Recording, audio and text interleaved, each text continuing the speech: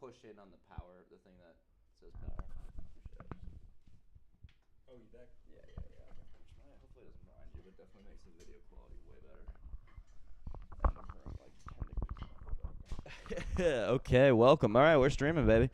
And so chats are going to come up right here, so we'll be able to interact with those people. And in the meantime, we can kind of just hang. What were we talking? Wasn't I going to tell you a story or something? The belt game. About the belt game. Oh, yeah. So Dave was asking me, because I went to a boarding school, which I don't know if you guys know, but maybe you do. And the only time I ever got in trouble, per se, was playing the belt game. And that was a game where my psychotic friend Will Baffa came up with, well, not to dox him, but anyway, my psychotic friend Baffa. Yeah. I think he either invented it or like it came to him in a demonic dream or something like that. But basically, the game. It's the only explanation. Yeah. The game was that you would take your belt and like you would have a belt and I would have a belt and you would just whip each other as hard as you could until someone like quit. This was not condoned? This was not condoned. That was only allowed for teachers to do to the kids. It was only one-sided, yeah. So, yeah, I actually got like in trouble. They like not suspended, but they had to like check into my room early for like 2 weeks for being involved in the belt game because Baffa was playing it with kids that were like freshmen and shit. And he was like, we were seniors, I think, or maybe. So it had a bad look. It didn't have the greatest look. Come here, you child. Come here, you child. And then the kid obviously could never handle Baffa because he's fucking psychotic. Oh, the one thing he would do is like, we'd be looking at the we'd be in biology class and say the teacher was kind of like, okay, today we're going to learn about sharks. And actually, it's interesting. Sharks, they don't have bones. They have cartilage. And then you'd look over at Bappa's screen, and he was instantly already on Live Leak Googling, like, man being eaten by a shark. And he would just watch. He would, like, get ideas for sadistic shit to watch in class and then be, like, watching it in the back of the class the whole time. Man gets eaten by a shark. I think there were some other good ones. He would watch like ISIS beheading videos in like poli-sci classes. Dude, I watched one of those once. Oh yeah, and I regret it. I don't think I've ever actually seen one. I've seen them out of the corner of my eye. What made you decide to watch that? It was right when James Foley, who was like a journalist for like the AP or something. Oh yeah. This was 2012, 2013. Mm-hmm. When ISIS was like full on, and he was a reporter that they caught, and then they held him for like a year or something, shit. And then just sawed it off on video. Oh my god! Yeah, and they had him. Really? It was fucked up. Yeah, they had him like talking to the camera, and he was like, "They're doing this to me because of the bombs you dropped on this village a month ago." So he was like, "U.S. government, you signed my death warrant," and the dude just fucking. Imagine blaming the U.S. government when there's a guy that actually has a machete about to cut your head off. Yeah. No, it's not you. You guys are great. You guys are great. At least he was an activist until the end. At least he was. He really cared about foreign affairs. Like I'd be like, "Fuck you, motherfucker! Don't cut my head off. This isn't America's fault." I mean, not that America is blameless in that situation, but like. I mean, they're the ones cutting your head off. They don't have to be doing that. I get it, guys. I get it. You don't have to. That's like the ultimate like white guy, like what do they call that white guilt thing, where like the put up with absolutely any like I deserve abuse. to die. You're so right. You guys really are the victim here. You guys really are the victim. Were you interested in that when you were in the Navy? Because you were like, this is my life. This is what we're gonna have to. Or did you not really want to be deployed? I didn't really want to be. I joined the Navy because I was like, I'm not trying to kill people. I just want to go do something. Yeah, I just want to have gay sex with my friends. Exactly. No, I'm kidding. that's doesn't every boy? It doesn't every young boy who joins the Navy. That's just the most hack Navy joke. How often do you hear that? No, the Navy is the gayest branch. That's what they say for sure. Why do they say that though? The Gavy. The Gavy. They say shit about submariners. Really? Are they gay? Well, 70 guys go down and 35 couples come up. That is hilarious. But yeah, they're a special breed. No, I wasn't like. There were guys I went to boot camp with that were from like Alabama and like deep south, and they would say some really questionable stuff, and our drill instructors would be like, "What the fuck? What are you doing?" Yeah. Like we don't. Like what kind of questionable stuff? Like, did you see Tony's boots in practice?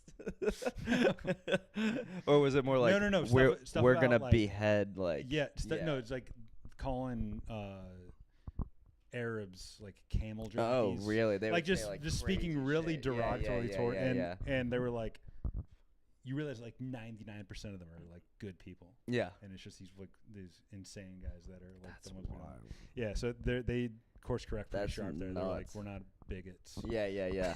Damn, was that when what administration was this that you were? 04 to 08, so Bush's second term. Bush's second term. Yeah. Damn. Yeah. That's nuts. I mean, that's when the country was like, we were riled up, but also getting sick of it at that point. By the end of that, 2008, right? Yeah. Yeah, definitely. Yeah, because when like Fallujah was like one of the worst battles of that war, and it was going on right as I was graduating from boot camp. No shit. And so like there were, like you would just hear all over news like. I mean, it was like one of the deadliest for the Marines. Was like the worst. Really? So what happened in Fallujah? I never thought. I don't really know. It was just like I I think I'm probably wrong. It was a city that we were just trying to invade and take over. Yeah. And there was like huge resistance against it. Well, naturally. But damn. Yeah, it was like I think it was like the costliest. And what was it Abu Ghraib or something, or what was the what was the Hillary Clinton thing where she killed like 20 Marines personally with her own? No, that was there was the movie with John Krasinski. Yeah, Jim from yeah. The Office was a superhero. That's now. right. And was Hillary 13 hours? Is that it? 13? I think so. Let's look it up. It's like at the embassy gets taken over, right? Yeah, John Krasinski, like Marine movie. Marine badass. Did you ever think like I'm gonna be a Marine? I always thought that I was like, when you're like just dominant in high school. Yeah, for sure. I think it's called 13 Hours. I think you're right. There it is. Yeah, 13. there Oh, it is. Benghazi. That's what it was. She did Benghazi. She is a terrorist. Do you think there's a guy out there named Benjamin Ghazi? Benjamin Ghazi. Oh yeah. But it's like spelled totally differently. Like, hey, Benghazi. I'm Benghazi. Hey, everybody's calling him Benghazi. I don't know how I feel about this like making dudes into like action heroes. stars. Like they've done it with two now, Chris Pratt and John Krasinski. I feel like Chris Pratt pulls it off though. John does. Krasinski, I feel like they're forcing it. They're forcing it a little bit, but now I'm only seeing him as this. I no longer really see him as Jim. Where did Chris these Pratt I guys always see come- as like his character. Chris Pratt I feel like I always see as his goofy ass character. John Krasinski was so bad in The Office that I no, I'm not. He wasn't bad. I actually really liked him watching it for the first like 2 run-throughs. Yeah. And now anytime I watch an episode of The Office, I hate Pam and Jim more than anything. Why? They're so cringe. It's this little like cutesy like flirtation thing, and then you realize like, oh wait, so Pam is fucking engaged. Like she's been engaged to this guy for 8 years, and she's just cheating on like with the goofy guy in The Office. And I know her her fiance is kind of a douche or whatever, but like Yeah. there's other stuff too. They think they're like the center of attention. Wait, there's like a video about this. I swear to God. Jim and Pam worst. Yeah. Let me make sure my This bias is fully This is included important. in this Yeah, search. let me make sure that I'm not alone on the. Yeah. Who's gonna? Okay, this has 1.3 million. I hate the idea that someone out there hates me. We hate Pam. We hate Pam. We hate Pam. We hate Pam. I even hate thinking that Al Qaeda hates me. Relevant. So, we've established that you guys hate Pam. Do you ever wish she would just disappear? Dunder Mifflin, That's this is the, Ronnie. It's Christina. Yeah. It's Christine. I think if they got to know me, they wouldn't hate me. But Karen knows me and she still hates me. Yeah, 'cause so you stole her man's, bitch. How many Pamela mans are you gonna Beasley steal? Halpert has garnered some unbridled hatred online over the last several years. And just so we're clear, I'm not talking like, people are annoyed by her. I'm talking people vehemently hate her guts type of thing. I hate you! this is the first time you've heard about it, before you click away thinking I'm just making this all up, Little Miss Thing wants attention. just scroll down to the comments and see what's going on down there, because I'm sure it's going to get real lively. point. Before we hop into it, if you like The Office like I do, I'd encourage you to check out Culturefly's Office-themed box. Honestly, I people signed don't up hate for it Pam that like a much. year ago, just looking for some extra swag I could give out. Maybe I One of the haven't career sold growth hard moments for Pam is based on a lie. Say that I'm lying, or say I have the job. Make a definitive statement, Gabe. So the argument is that Pam is there a is a- pathological... She's like the least funny character by far. So she goes through I have The Office is that show for me where it's like it's just always on in the background. Like, Oh I've yeah. seen- Oh yeah. I stopped watching after usually like this whenever like the Saber comes in, that like new company. Yep. I That's feel when like, it gets when weird. There's Michael one good leaves- season of that kind of. Yeah. When they're like holding on. It's never as good as when Michael's still there. But when they get Robert California for like Yeah. one season or whatever, he's kind of funny. And like Will Ferrell was like a guest, and like Will Ferrell, yeah, they were trying out a bunch of like top tier, like Yeah. kind of, and it almost worked. It kind of worked, but then you get to those like season 8, season 9, and it is bad. the people, It's if you bad. notice, like look at Kevin, like from the beginning of the series to the end, like Yeah. he gets progressively dumber every Oh yeah, season. yeah. To the end where they're like, how's this guy? He's like, How's he? does he have somebody drive him to work? That was a thing that there's like a carbon monoxide. That's like a theory that there's like a carbon monoxide leak in the fucking office. I mean, that would be Isn't that funny? that would make sense. But But like, so Pam goes through this like character arc where she's this like super soft spoken, like doesn't Mhm. stand up for herself. yep, And then I think it's like the beginning of season 3 yeah. when like the Stanford office gets like absorbed by That's right. like that's everybody right. comes back, When Jim basically. comes back to cheat on, they're all cheating on each other all the time. Pam and Jim and all their. Remember when she cheats on Jim with the boom mic operator? Yeah, but did she though? Well, no, I guess She emotionally. she emotionally cheated on him. They also get like the most handsome dude ever I to know. like be the. yeah. This guy's the boom. This, like as if they've never seen like a guy that went to film school. Like that's the guy. Yeah. Oh yeah. Sure. Dude, yeah. I think I'd be a good boom mic operator. Oh, you would, dude. That'd be sick. You like hold the. And But then how does- you have to make sure it's right outside of the shot. How do those guys hold? Like, don't your arms get tired? Yeah, dude. You'd think I was on a shoot last week or like maybe 2 weeks ago for a whole weekend. It was a 3 days, 12-hour shoot each day. I only did Friday and Saturday, so Sunday I was like they didn't need me, so I just left. But I was a PA, and I did some background work and I did some background work trying to join SAG. No, I like literally stood in the back of a scene because they needed someone else to like. When I hear background work, I hear I think like research. Yeah, exactly. Yeah, it sounds like very no, I was serious. just standing there with my mouth Yes, shut. I was researching the DNA structure of a dinosaur to make the new movie. No, it was like some retarded student film that I was in, but so as a background actor, which is the worst thing in the world, truly, Really? to be a background actor or Why? extra or whatever, because well, at least the way that we were doing it was we had to pretend like we were talking at a party, like having fun at a party. Was good, Infamous. Welcome, brother. Welcome. We'll get you in this. Well, we can open the Discord if someone wants to join, and pop in and say hi to Dave. Dave time. So what'd you do? This is how you have to pretend talk. Because at first we were making it fun, and then we were like saying absurd conversations, being like, "Oh, so you're at the party, like." Yeah, because you're like, you can't actually make noise. Yeah, right? yeah, you really can't make any noise at all. And we thought like, oh, well, we can whisper or something and make it like actually a thing. And then there were some funny plot lines that we were coming up with. Like one guy had left his mom in the car. We were at this party, and I was like, oh, it's kind of hot out there. And he was like, no, she likes it. I was like, are the windows down? He's like, no, they don't go down. The windows are just, like that kind of thing. I locked him. So we're having a great time. And then like the boom mic operator turns around and he looks at it, he goes, and so they hear the boom mic picks up everything. So then we have to switch to doing this. And you can't understand a fucking thing, and it's so awkward and annoying. Hey, what's up, Infamous? Hold on, sorry, let me, this is our resident atheist on the channel, Infamous. I don't know if he like, I keep calling him that, I don't know if he likes going by that. Let's, wait, I gotta change my, sound settings. Hold on, man, we can't hear you. Give me one sec. Dude. All right, speak. Yo, what's up? What's up, doggy? You're here with Dave Voss. He's our special guest today. Military man, comedian in L.A. What else, Dave? What'd you like to do? He has a sick car. Yeah, I have a shitbox 1974 Alfa Romeo Spider. Love that. Oh yeah, thought you were talking about a toilet. I was like, we all have one of those.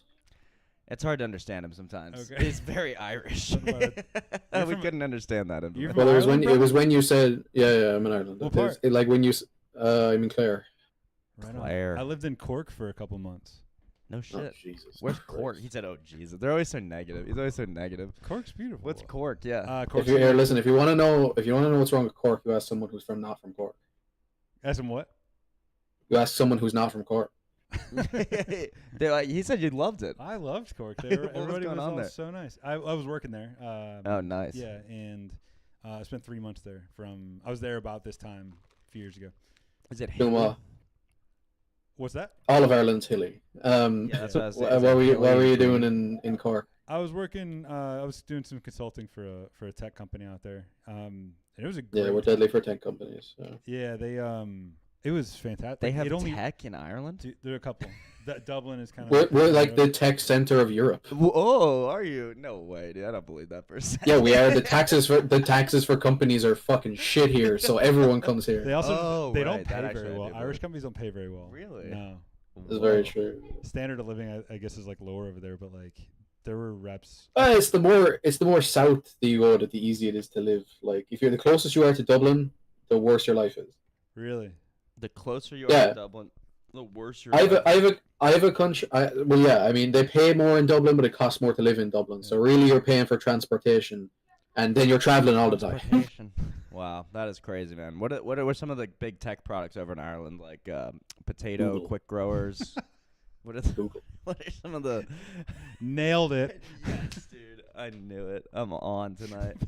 I'm absolutely on. Sorry, Infamous. Sometimes we gotta get a little rude, a little racist, but you bring plenty of the America racism, so but I'm sure you can handle it. Yeah, I mean, we produce potatoes. You produce dead children. Yeah, right. Exactly. There we go. And I we're was really waiting for it, good at and we're quite good at it. We're pretty good at it. We were having a famine until recently, actually.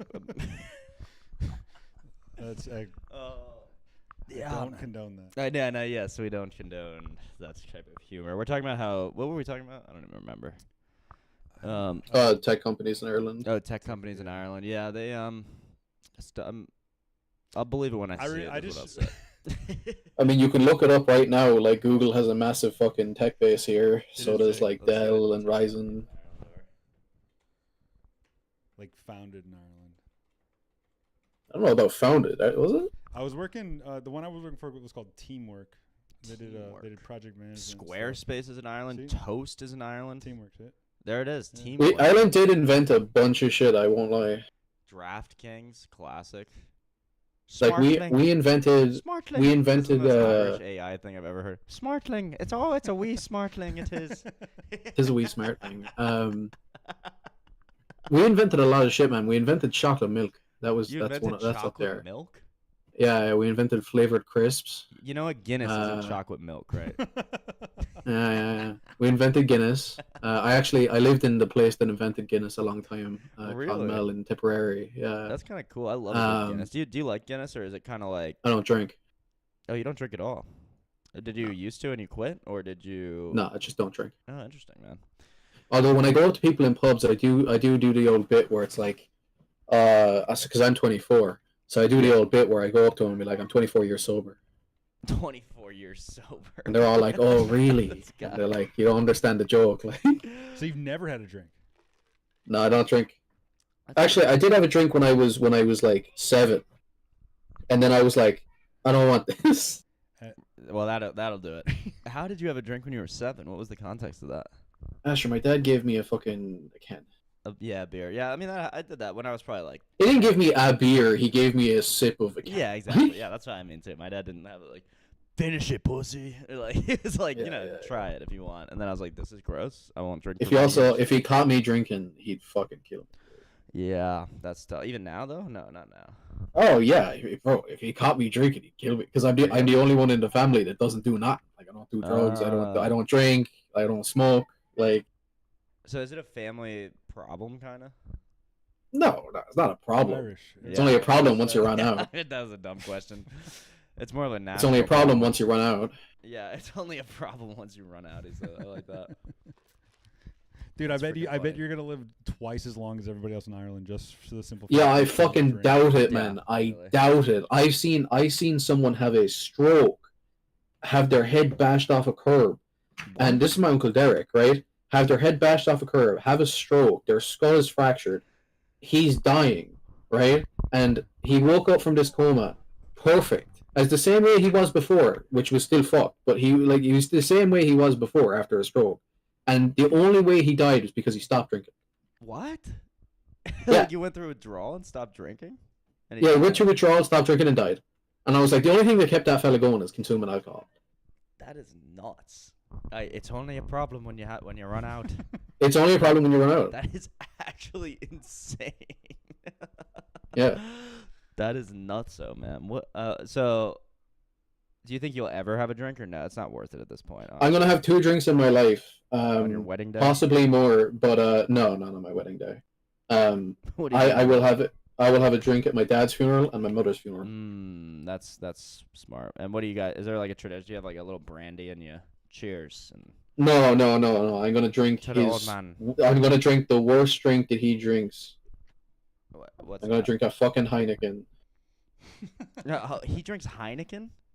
He's Yeah, like it's the cheapest right? fucking. That's awesome. It's the cheap. Yeah, it's the cheapest fucking drink there. Like, just hand me a Heineken there. Obviously, the Guinness, like, if he's Fucking there. sick. When did you start drinking, Dave? High school. Yeah. Junior, senior year. Yeah, that's about the same for me. Yeah, I see, like we to get it drink. out at the time of about 10, so that we don't have a midlife crisis at around 30.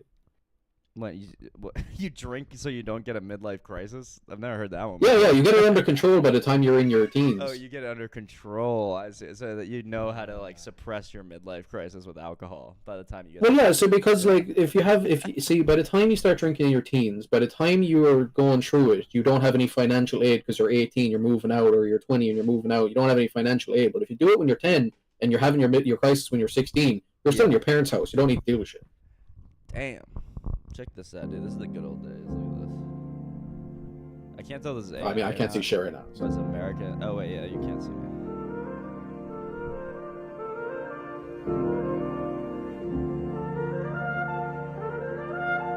Look at this shit, man. How does it feel knowing every single one of them are dead? Wait, look at maybe that is AI. Let's you can like zoom in on their hands. And Oh see yeah, if- true, 'cause, like, true. Actually, their hands look fine. It's more the color switching of their clothes. It's an old video that's been AI colored. Yeah, it's been like remastered. or So look whatever. at her dress right there. Yeah, Like yeah, look at her yeah, dress. they didn't It have- The changes. colors are changing, but everything does look. It was Yeah, it's black blue and and it's pink. They always do It's that a shit. threat. I mean, sometimes this stuff makes Yeah. me nostalgic, and sometimes it doesn't, which makes no sense because I was not alive even remotely close to this. Yeah, you have to be there. for Yeah, the you really had to be nostalgia there. to- Yeah, what was this like, Dave? I tell you, my dad beat the shit out of me. Yeah. It sounds like you had a wait. Well, you don't have to tell on the stream if you don't want, but you have a crazy story about a belt or a wall decoration your dad would put up in your room. Yeah, it was. My dad had an eye for design. What? He was a real interior Wait, designer. what is this? This is a threat. This is what Baltimore looked like in the 20s. In like the Depression? Yeah. That fella is definitely Irish. Oh yeah. I mean, everybody in America was secretly Irish until like the 40s. Yeah, you see, the only difference between the Irish and the Mexicans is that Mexicans can't blend in with the white people. Yeah, but Irish people here can't shut the fuck up about being Irish. Yeah, that's true. Yeah, see, don't worry, we hate those ones too. Yeah. Everybody in Boston's like, I'm fucking Irish. I'm It's like, fucking Irish. I'm fucking Yeah, Irish. fucking Irish. I'm like, fuck off. You're culturally American Italian. Yeah. You cunt. there was a this SNL skit where it was like a year or two ago where these two American tourists like go Yeah. to an Irish pub like in Oh, I Ireland. love that. Yeah. And they walk in and they're talking to the bartender. He's like, actually, my great grandfather was from Ireland. And they're like, holy shit! they like have to like start the parade. Yeah, I have seen that. He's come I home, have seen that. boys." Yeah. Start the parade. He's come It's like home. no one gives a fuck, man. Like everyone's Irish. I hate to tell you, but we go to other places and we fuck a lot. Like That is actually hilarious. You guys do fuck a lot. That's like classic Monty Python bit of like the household with like 20 kids or whatever. The Irish Dude, Catholic what house. is this here? I This know is that's bananas. a cool one. Oh, let's go to it like the. He's jumping off a fucking aircraft carrier. Yeah, I feel like that would. Oh. Yeah, see, I mean, we did this, but in canals. They would do swim calls. Like they're like jumping off. That's kind of sick. So I don't Would like. they let you climb up the tree? No. Like Fuck no. What was it? They were also testing atomic bombs on humans during this. Like, it was- yeah, the safety standards Yeah. are really exactly what they used to be. Yeah, I mean, yeah, you went from like lead paint to radioactive water, like. Dude, there is. That's I saw this wild. video. These guys were talking about what it was like. They were British soldiers in like the 50s, Yeah. getting atomic bombs tested on them in like the South Pacific, and they were like, it would be so bright that you could literally put your hand in front and you could see your bones through. Your eyes would be closed. Through and you'd your be able to eyelids, see, like, you all could your see bones through and your- blood You had like vessels. Superman You could vision. X-ray Holy. whatever you were looking at, and he was like, "Yeah, that probably wasn't good." No, that's probably not ideal. No, probably not the healthiest. What do you mean they were testing them on humans? Like they would do these What? things. So there's like all these islands in the South Pacific where like all these atolls that they were just like Oh. like Bikini Atoll, I think is like the most popular one. And they were just testing bombs, and then like they would like have people would be observing. they but would close have enough to get the soldiers like a mile away. Oh my But god. like in these Yeah. like bunkers or whatever. what are they, Like trenches. wow. And so like they would just like have their eyes, and they would be like, all right, just fucking watch this thing explode and don't die. It's like And then they'd yeah, be like, that'll be good. Just at- dig a hole. Just sit in a hole. You'll be good. It's only a nuclear They're bomb. wearing like sunglasses, like it's their only yeah. protection. They're wearing like dollar store sunglasses. You get them at like the convenience store. Make sure you pick up some sunglasses for the nuclear bomb testing. An interesting cultural analogy that I heard recently is that Japan's answer to comicizing or like fictionalizing the nuclear bomb is Godzilla. Yes, and that's ours what is I the heard. Hulk. I heard that as well. Godzilla is like a metaphor for the nuke or something. Right, but ours is the Hulk. You ever realize that? Yeah, and ours is the Hulk. Yeah, and isn't that funny Yeah. that Godzilla is like a bad guy and the Hulk is a good guy? Well, no. So first of all, that's not true at all. Hulk's a good guy, Like dude. Come on, Hulk. Godzilla isn't even the Hulk is not a bad guy. He kills people.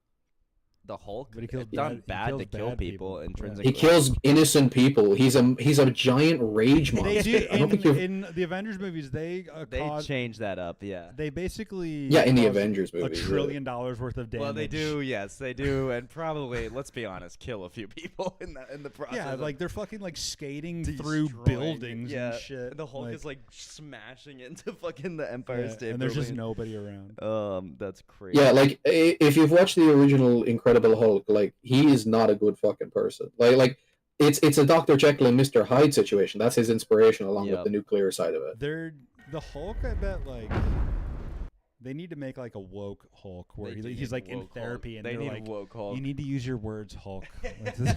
Actually, I mean that's funny because that's what happens when he that's what happens in the recent one, right? Because he can speak now and he's like, Yeah. oh, I'm better now. Oh, he like does, I'm yeah, Hulk, he's- but I'm also a Banner. He like He's integrates. Professor Hulk. both- It's called Professor Professor Hulk. Hulk. That's my favorite Hulk by far, by the way. Professor Hulk. Is this who's the Hulk in this one? Is it still I think. What did they do with the Hulk? Is he gone Mark now? Is he Ruffalo. gonna be in another?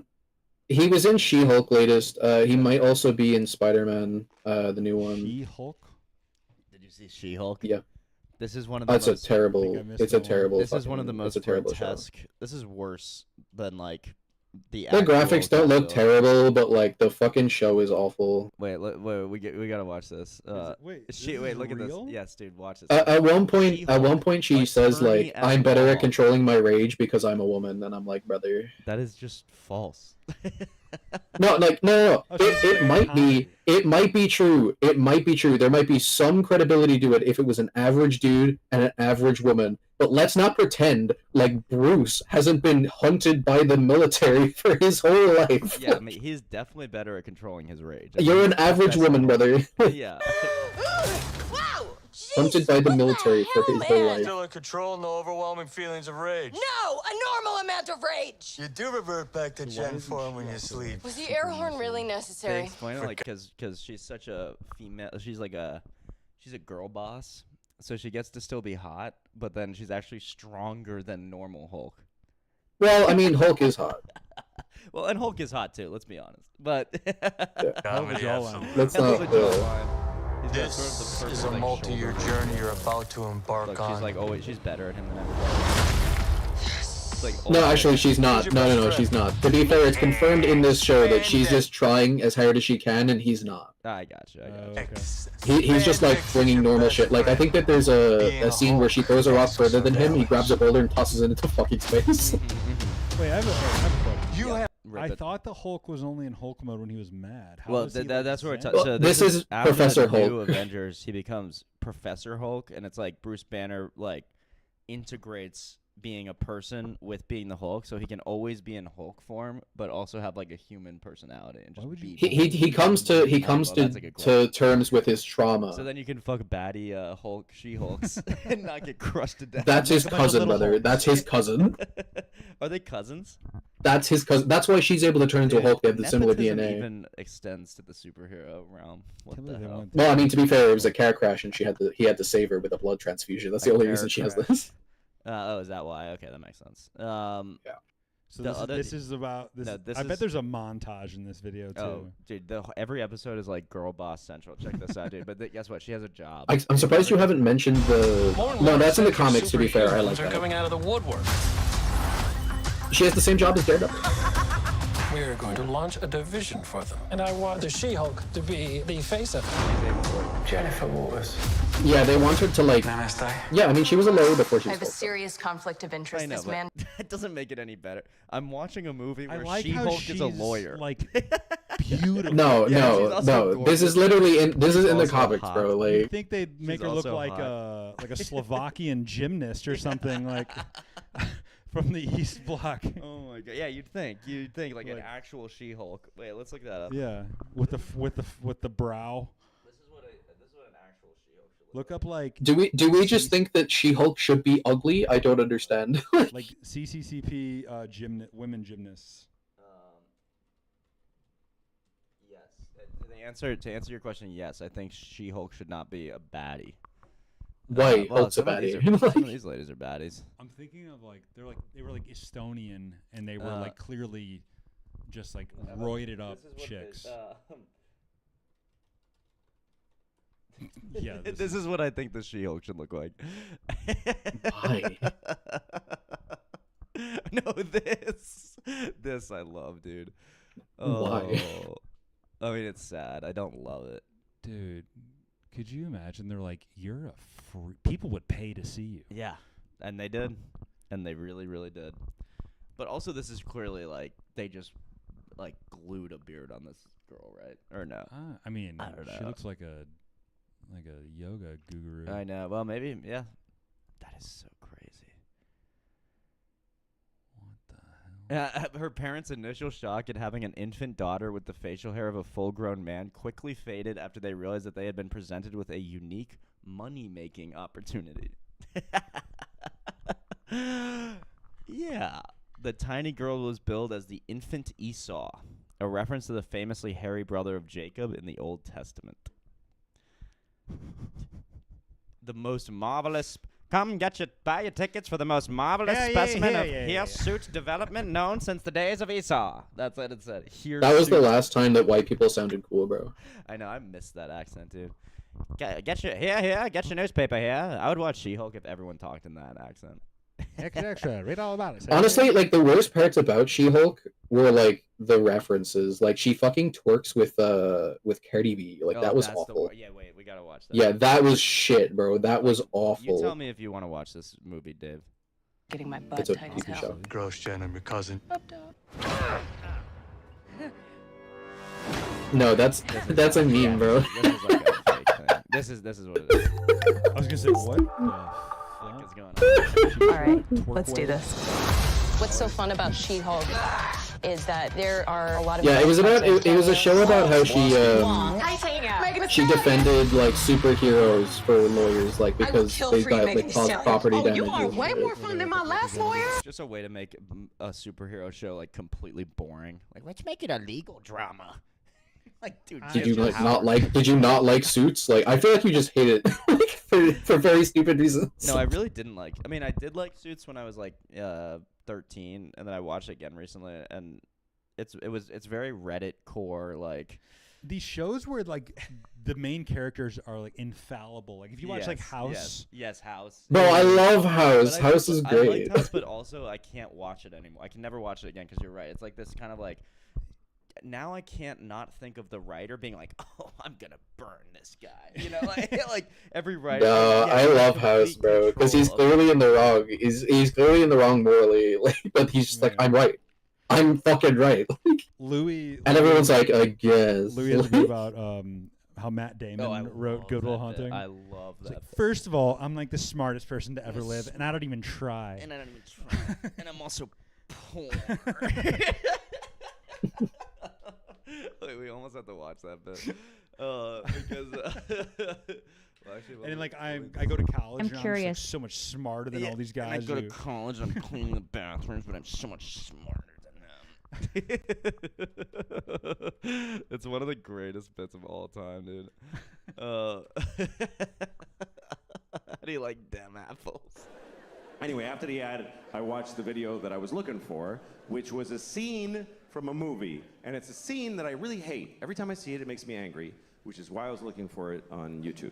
Yeah. And it's a movie I like. I actually like the movie. It's called Good Will Hunting. Remember Good Will Hunting? Of course, right? Matt Damon.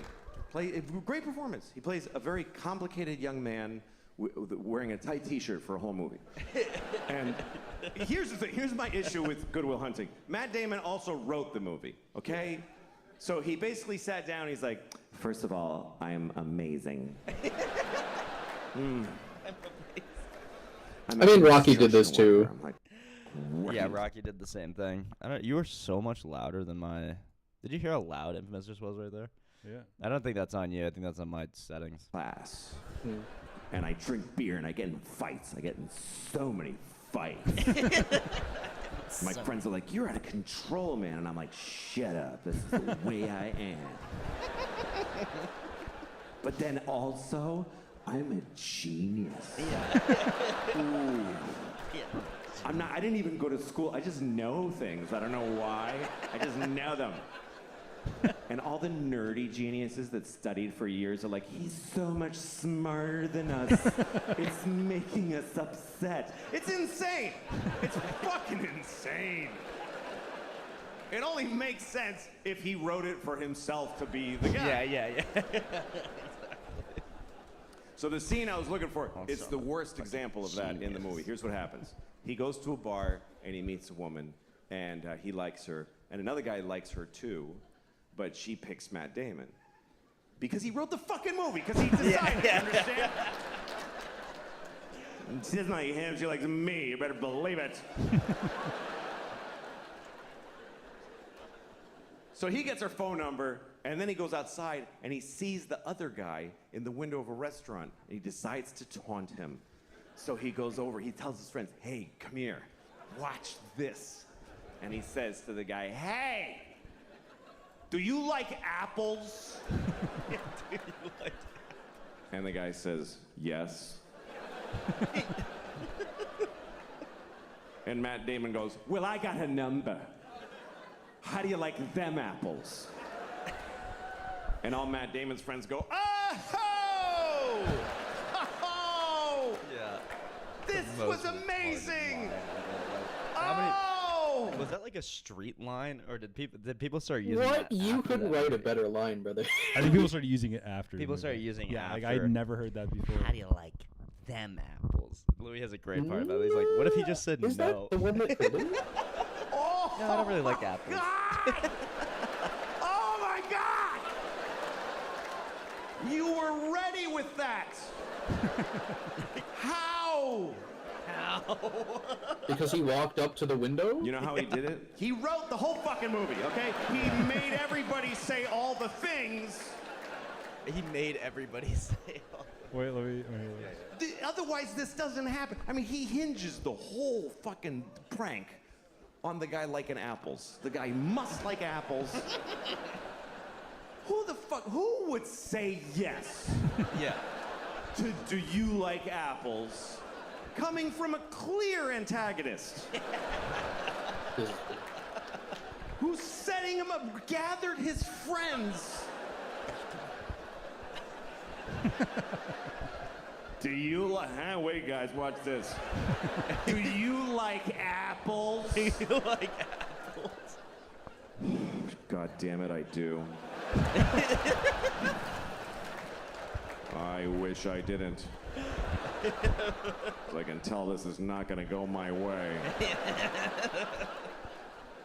But I can't lie. He'll know it. He'll know it because boy, do I like apples. Do you understand? If he says no, Matt Damon is fucked. Yeah. He's fucked in the face for life. He's got nothing. Do you like apples? No. I feel like the bit has so ran dry. Dude. I get it. It hinges on him saying yes. Come on, seriously. Yeah. Seriously, you fucking don't fucking. The bit has ran so dry. It's like gone on an extra minute. The comedy genius stylings of influence. Do you like bananas? This guy is. Hey, listen, I'm not a comedy genius, but I've seen Comedy Genius, and it's gone on too long. Well, no, I like that last. I like the tag there with the apples. No, his face.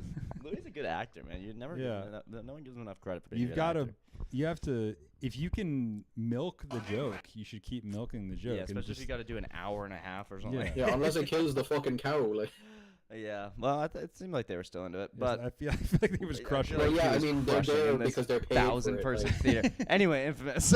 Infamous like, nah, Louis actually not that funny. You know this hour and a half I've been doing Yeah. for a year every night to thousands of people? I should probably change at the end. I should You probably. gotta- Hey, listen, I'm just saying, man. After about 2 minutes of watching it, I was like, I get the Done. joke. Well, I know, I get it. But Irish humor is so different It than is. American Wait, humor. we should though. watch an Irish comedy bit. That'd be funny. First, I want to watch the. I actual- only know of a few Irish comedians, which is really weird. Yeah. They were fine. We was gonna close Is the this deal, the, but then This is the scene. Billy insulted one of them, and the heavyset girl said that I had a receding hairline and I was a few pounds overweight. And I I haven't was seen like, her go in fuck forever. yourself. Who was her? She was in a bunch of movies. Swallowed a Who bug. was her? Who was her? Minnie Driver. Who that was? Is that You're her an name? idiot. Oh, well. What? You're an idiot. Just Russian. I've been sitting over there for 45 minutes waiting for you to come and talk to me. British. But I'm tired now and I have to go home. And I couldn't sit there anymore waiting for you. Well, I'm well. Even Scott- that as well. Every line of this is like, you an idiot. Oh, I'm so staring at that's this girl and very she just self-serving. walks up That's to me very and is like, self-serving. I gotta talk to you. You're so fucking hot. You were supposed to be talking to me. We could be boning right now. It's like Why every did guy's why like did the wet British dream. girl turn fucking Bostonian? Well, I don't know. You got to do some kind of accent. But it's crazy, man. This is like Matt Damon's wet dream, like, obviously. Like, you were supposed to be talking to me. So I'm just sitting there. And this broad walks up. I was fantasizing about you with your stupid bowl cut from across the bar. Stupid bowl cut. Bella. Oh, and by the way, that guy over there, Michael Bolton clone, wasn't singing with us, so to speak. Yeah, no, I kind of got that impression. Okay, well, I've got to go. All right, this is after he was Gotta like, yeah, you read get that up book early too. and Yeah, waste the some more whole, money on my like, overpriced yeah, you talking about Faust, page 369. Yeah, I read it. And I also read the commentary on that. And I also read this and that. You'll get to that next semester. And it's like, I'm a genius. I'm And we're a like- genius and I'm poor. And this antagonist has long red hair. Everybody hates him. Yeah. That was nuts, man. It was absolutely nuts. No, I didn't mean you. Not me about the draw There's my protagonist number. between Jay Dyer. So maybe we can go out. Was that infamous? Not me about the. I mean, you won't get this, Dave, but like, all I'm saying is you really like Jay Dyer when he does all that shit. Does what shit? The shit that this guy's about to do. Oh, yeah. Well, because Jay Dyer actually is smart. And it's not a movie. It's real life. Who's Jay Dyer? Oh, we can watch a little Jay Dyer. He's an apologist that we go to a lot that is very good at debating pretty much anybody, but mostly atheists. He has a philosophical I think argument. I think he actually debates Christians better than atheists. Yeah, and he actually does Like debate a Christian. Christopher Hitchens type? Yeah, except on the Christian side. Yeah, and actually smart. Oh, is he a modern day Christian? Is he? Well, Is it's he like modern day Hitchens? it would be Hitchens if Hitchens actually ever did any research ever. I feel like To be fair, Hitchens did He's a research. He smart just guy. came at it from Brilliant orator, brilliant Yeah, I mean, emotional like speaker. the best. Yeah, like the best speaker. Yeah. And maybe the best debater because of that. But he has no sources for his stuff. I think if you watch a Hitchens- Hitchens thing, you'll never see a single study source historical. He's very good at saying, well, God is very spaghetti monster, and just because he's happy to have many children killed in Afghanistan doesn't mean I have to be okay with it. And you're like, okay.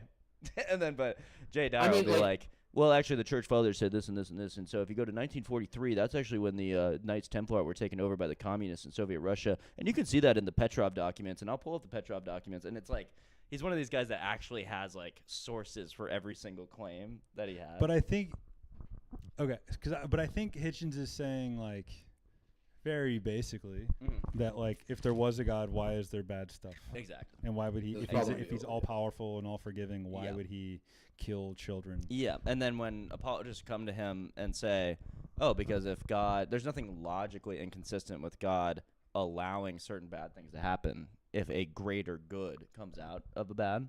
Because if God is God, he can do anything he wants. Yeah, exactly. So if God is the greatest possible good, then he would always bring about the greatest possible good, not what Christopher Hitchens thinks is good. But you know what I mean? Yeah, but if he's God. Well, here's the thing: is that Christopher Hitchens is not saying that it is the case that he is doing something evil. He's saying he's allowing evil to happen, and whatever greater good there is to be can't be proven to exist until some arbitrary time where it is the case. Do you only believe in things that can be proven? So we shouldn't believe it up until it is proven. That's what he said. Oh, so you only believe in things that are proven to exist? I only believe in things tangible to exist that have to do with actual things that I can observe in the world. Correct. If we're talking about the presuppositions that we both have for the existence of logic, that's very different. Oh, it is different. Oh, so you don't actually need to have proof. Well, yeah, because the argument that he's talking about there isn't the same thing.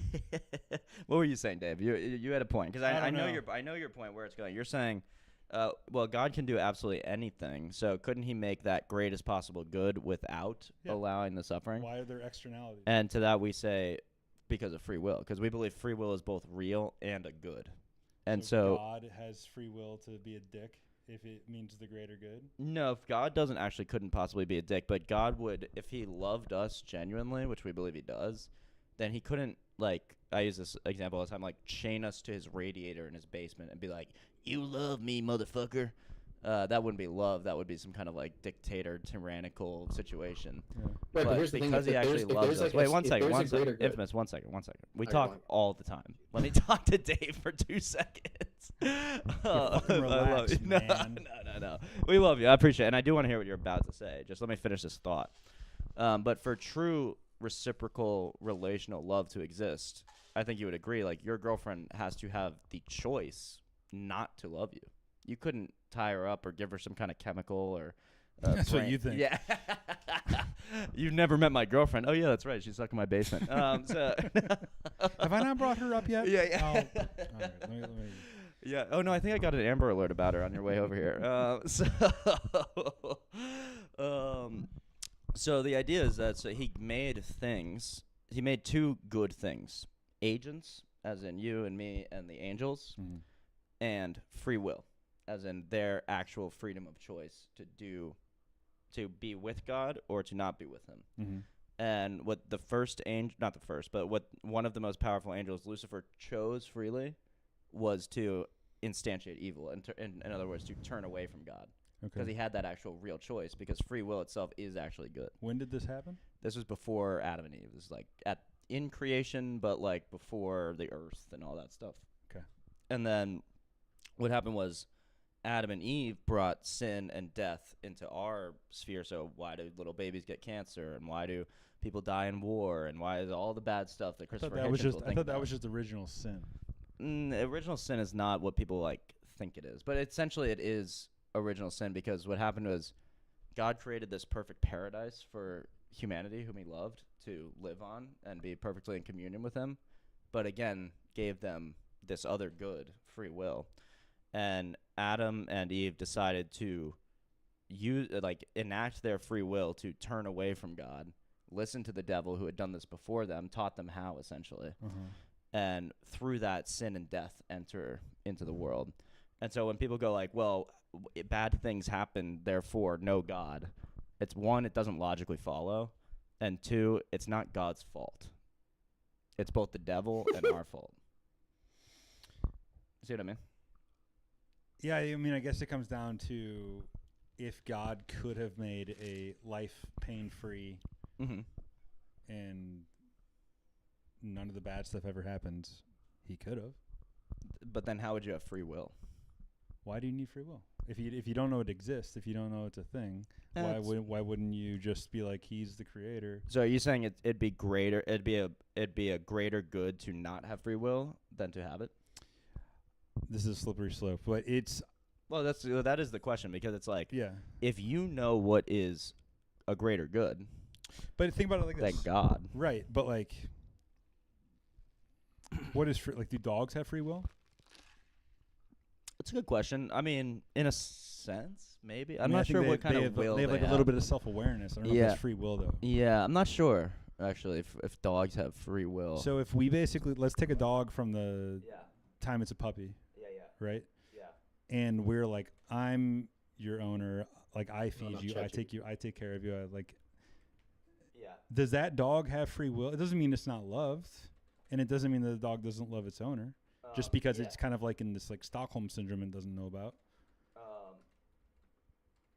So are you saying the dog doesn't have free will because it has this like sort of? The dog doesn't know any different. Right. And so if it's taken care of, it's as happy as can be, right? Yeah. And so you'd say, would it be better for us to be like dogs? I think my point is that if there is no alternative, if you only know love both ways and I'm taken care of by my creator, who cares? Like that if everything is love. But don't you think the love between a husband and a wife is, or say a father and a child, that's a better analogy, between a father and a child is more powerful, more real, more intense than the love between a man and his dog? Yeah, sure. Like that's relevant, because if God is the maximum, so we say God is love. He is the perfection of love. He's the fullness of it. And an analogy for that is, like, so then what does that mean? Wait, can you define that? Can I define love? Perfection of love? I guess I could define it. So he perfectly wills the good of all things, of the other. Would be how I would define it loosely, but just imagine, like, okay, so he's the source of love. So if love, whatever love is, we don't even have to define it. Like whatever like sort of amorphous like concept of love you have in your brain. I feel like heaven is heaven is like love. Say like heaven is like love, and then we have love on this planet, but we're also kind of fucked up, and like we also don't do it perfectly all the time and stuff like that. So it comes down, and maybe we get like kind of beams of light of love, but his love is like the sun from which those beams of light come from. And if you're talking about like, oh well, God could have made us to be like a dog, where we have this kind of like dog to master type of relationship with him, to me that looks like that would be like one level of love. That call it like we're getting artistic. We're getting artistic, baby. So if this is like dog to human love, which can be very high, I'm not saying this is like the bottom of the barrel. Yeah. Like probably like human to fish love is probably like that, or like lizard or something. like that's human to fish love. This is human to dog love. But I think it's pretty undeniable that the love that a father shares with his son is like in a real way. I mean, I know there are abusive fathers and bad fathers and all sorts of things, but like an actual love between a father and his son, or maybe a husband and a wife is like somewhere up here, is a higher form of love than this dog, certainly than the fish. And so if God is the perfection of that, he's trying to give us what's closer to him. And so a free will love, where the both people are actively choosing to participate in that and like actively like be with each other is going to be higher than this kind of master slave dynamic type thing, you know. But I feel like there are different. You're utilizing different definitions of love to fit each level. Like, sure, I feel like love is a term that can be defined. Okay. And it's either the terms are either met or they're not, and it's probably very fluid because like who can really describe it? But the Greeks tried. They have like 5 different words for it. There's like agape, eros, infamous. You know the other ones? I don't know. No, but why would you even create lesser loves? Why wouldn't you? What do you mean? Why wouldn't you? Why so would you? If you were, hang on a second. What? If you were God, yeah, wouldn't you want the thing you created to be perfect? Yeah, because you are a perfect being. Yeah, he created it perfectly. Perfect. Like I'm talking like first edition of the Matrix where it was like too perfect. Yeah. I'm talking like that. Yeah. Like fucking Garden of Eden. Garden of Eden. Perfect. Exactly. His creations are always perfect. But they're not because But they're not because we were able to do something What's flawed. imperfect? We were able to do something flawed. God is perfect. He's not able to do something flawed. So therefore, we're not perfect. Wait, are you saying God should only create himself? Wasn't man created? I mean, by his properties, probably, because he can't create something flawed. like We're flawed, therefore he created something flawed, therefore he's not perfect. He didn't create something flawed. He created something perfect, like free will and people. Are we able to do flaws? Yes. Does he have free will? Does God have free will? It's a category error. He doesn't act in time. He doesn't make decisions. I'm not asking if he does. I'm just asking if he has well, free will. Well, that's what free will implies. You have to be able to act in time and make decisions to have free will. You have to choose. I mean, first of all, he is able thing. to act in time because Jesus existed. I understand, but I'm saying his will is very, very different than our will. So it's say, well, does God have free will? Therefore, he can do flawed things, and he's imperfect. No, it's a complete category error. He doesn't have free will, and he can't do imperfect things. I didn't say that. You just made that up. I said you. Does he have free will? I said your question is a category error. What does that mean? As in, so Infamous is saying, oh, well, does God have free will? Therefore, he can do flawed things. Therefore, he's flawed, or something That's like that. That's not what I was going to say. Well, whatever. You're saying, does God have free will? And what he means is, does God have free will like humans have free will? And so the question is ridiculous. God is nothing like a human. I didn't ask if it was like humans at all. Well, then what do you expand on what you mean by God's free will? Is he able to make choices? I don't even know what that would mean outside of time. Like a choice is something that takes time to make. Did he incur an event outside time? Yeah, he chose to begin the universe, I suppose you could say. Okay, so there you go. He made a choice outside time. Therefore, free will has nothing to do with time. This guy, he always does this shit, man. It's like he can barely. What do you mean? I always do what? Hold on. I always back you into a corner. But who cares? How is that relevant to what we're talking about? Well, I was trying to get to somewhere else, but you asked a bunch of clarifying questions, and then when I clarify, you're like, yeah. Where were you trying to get to? Where are we trying to get to? Okay. If he doesn't have free will, which is fine, he's perfect, right? Okay. So he can't make a faulty choice. He then made something that can make faulty choices. So he made something imperfect. Because a perfect thing wouldn't have free choices. Because he doesn't have free choices. And according to who? Like, according to what standard are you saying that a perfect thing can't make a flawed choice? Well, because it's by definition of perfection. Perfections can't be wrong. They can't make faulty choices. Do they have the perfection of free will? Do they? I asked you that. Yes, of course. You know my position. Okay, so God does have free will. Again, what are we talking? Do you understand where this is? Like, I don't understand how this is happening. I can see what he's trying to say, but I think it's like a semantic word. If God is perfect and he can make something imperfect, then he's not perfect. What did he make? Tell me what he made that's imperfect. What did he make that's imperfect? I just had humans. Yeah, I don't think he made anything imperfect. I think he made two perfections, and two goods can make an evil. I mean, not if they're perfect. Yeah, like recessive traits. Like, fuck, this kid's evil, man. How did that? Two beautiful blonde people can have this recessive redhead gene. I'm kidding. Do we have to keep I'm him? kidding. There's probably like an 85% chance that Infamous actually is a redhead. So I apologize, Infamous. I'm not redhead. I was gonna say, really? I bet you're Yeah, not, dude. The amount I saw like no redheads in Ireland. Really? Is Yeah, that like there's a no- there's no rumor? As redheads many as here. you do here. Really? Yeah. Yeah, there's about as many. Yeah. Oh, interesting. Like I guess that makes sense. Nothing out of the ordinary. just I a thought it was gonna be like stereotype. a fucking Irish Spring commercial. Yeah, You yeah, know, exactly. Why do we have that stereotype then? What is that? I think it's you guys ship it over here. They just have redhead energy. dude the amount. I don't even know what that means. I don't know. I feel like either. There. I don't know. But, I don't know what that means. yeah, either. I was expecting because, dude, I think like a redheaded chick who's like a 10 is like the hottest. Oh yeah, absolutely. I agree. But there's one of them. Mm-hmm. Like they don't. It's a unicorn.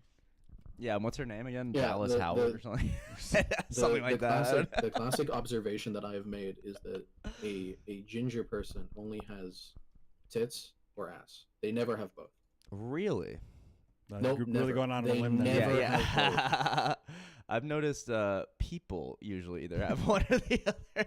No, dude, no. Blondes can have No, both. that's true. That's true. Especially black women can have both. Especially like, black. brunettes can have hilarious. both. That's a hilarious comment. Bro, I mean, it's true. Like, No, I know what you mean. There's like 3 black people in Ireland. Yeah. It's okay. yeah, I don't know Yeah, where what's- that comes from either. I don't know where this comes Are from. there a lot either, of that we black have people no in black Ireland? people.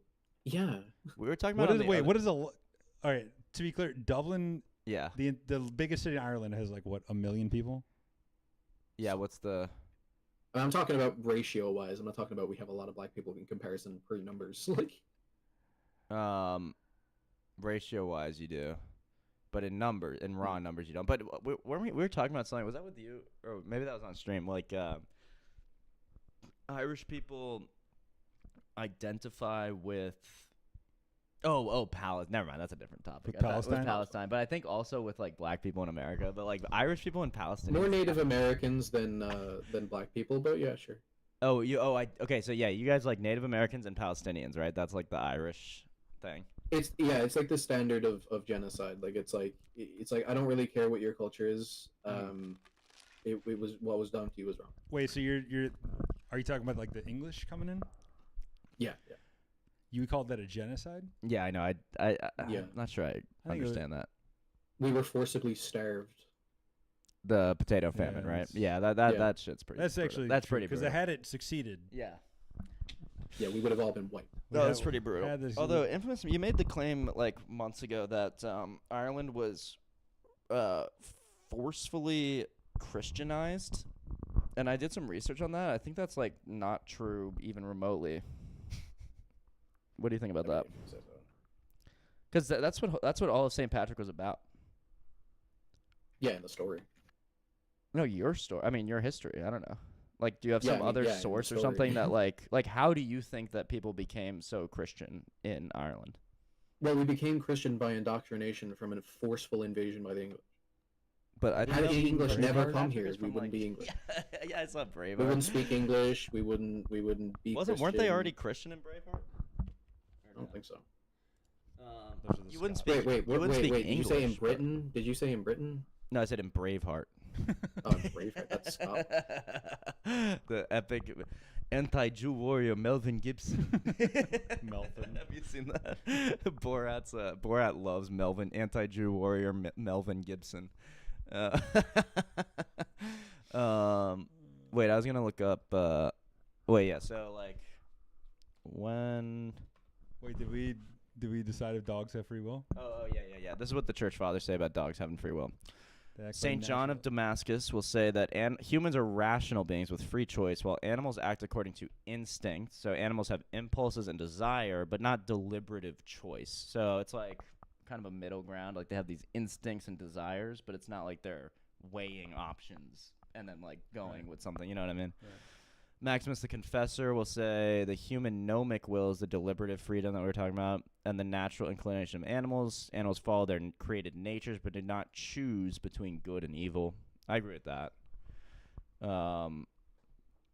In Scripture, they act according to God's will, so they're more like creation, like they're closer to like a plant or something than like a person, really.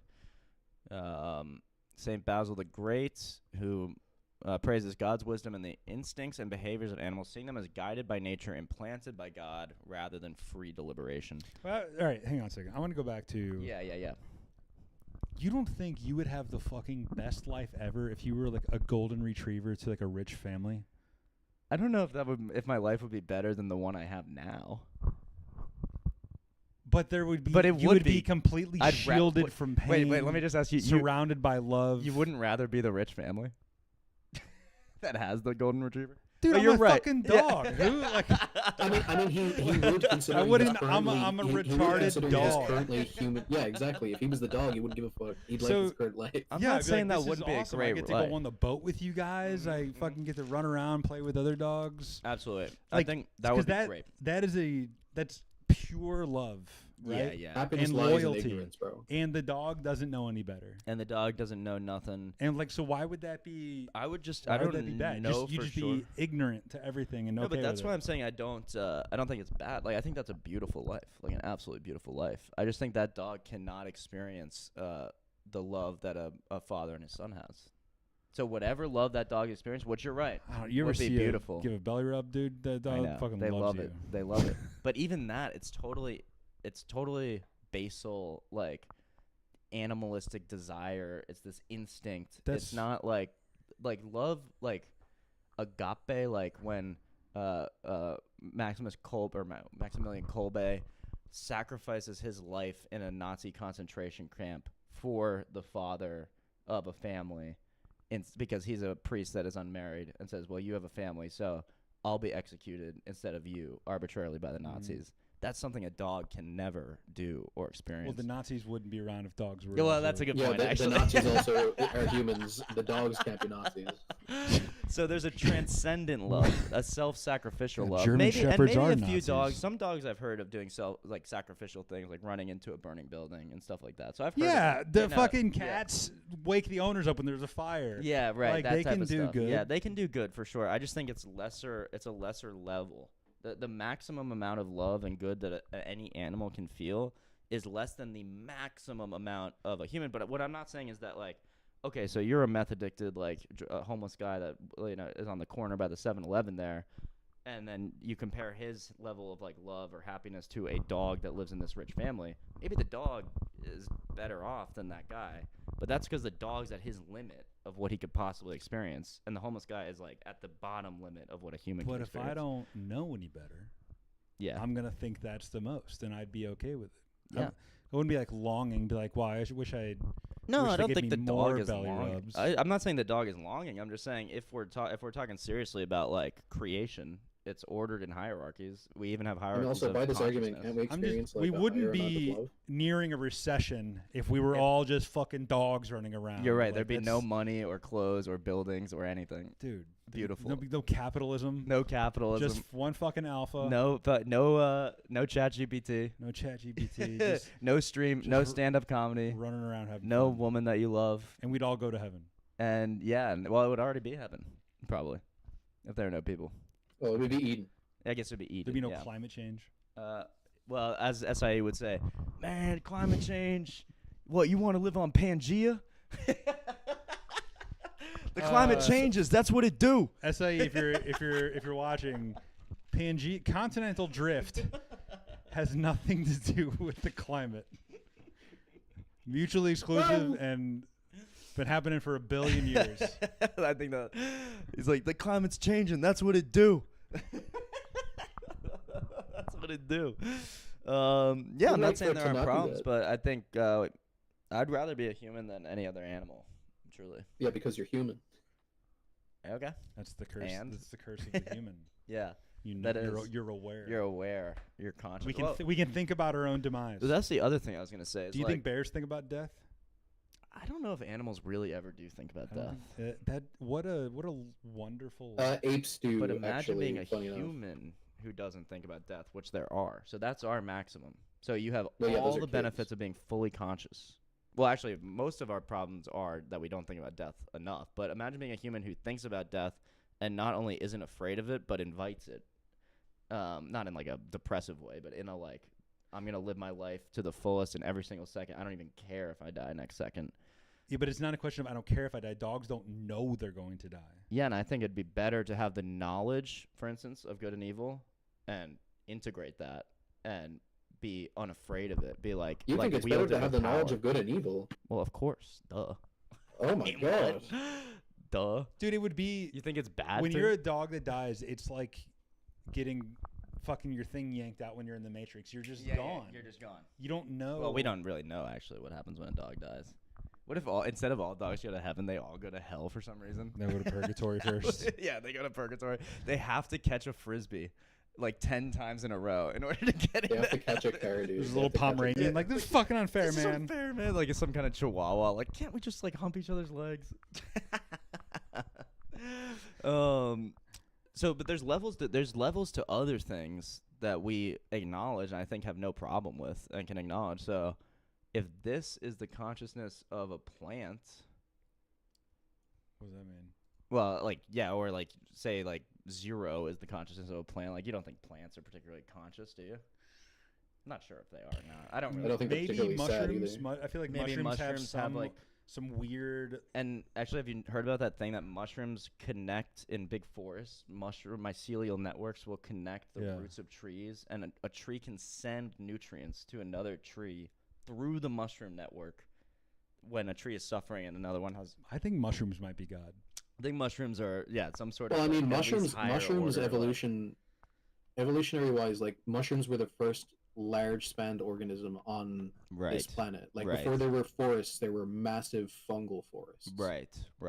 And then they slowly adapted to turn into mycelium. And they're even bigger now. Yep. Have you heard? They just changed their ground. Have you heard of this book, The Sacred Mushroom and the Cross? Is that I've read I think a similar one. Is that basically like Jesus was tripping? That's why he's so dope. Not quite. Word for word, actually. That's. Damn, you did read it. I've read stuff like that. I've read a lot of that literature, like when I was super. I mean, into did New Jesus Age, do like, drugs? Probably. What? So hang on. Yeah. But tell me what Tell me what it is. So I bought the book and I read 2 pages and my fucking brain hurt. It was so like convoluted. Dense. Yeah. But essentially, there's this guy. His name's John Marco Allegro. I think he was a priest who like stopped being a priest and became this like researcher author. Yep. And his argument, in the Catholic Church banned this book, by the way, until it recently became unbanned, like 10 something years ago. Yep. I vaguely remember. Did he go on Rogan or something? Or Rogan talked about it. Yeah, I think Rogan talked about it. Okay. And basically, that like Christianity and like the story of in the Bibles and of the Bible is basically code. Yeah. For fertility cults right, who would right. Basically the Romans were like shutting them down, and they're like no, like they didn't want the Romans to understand how amazing mushrooms were, so they like coded it in the form of Jesus. Got you. In the Bible, and it's all. Yeah. And I'm not saying there's a lot of evidence.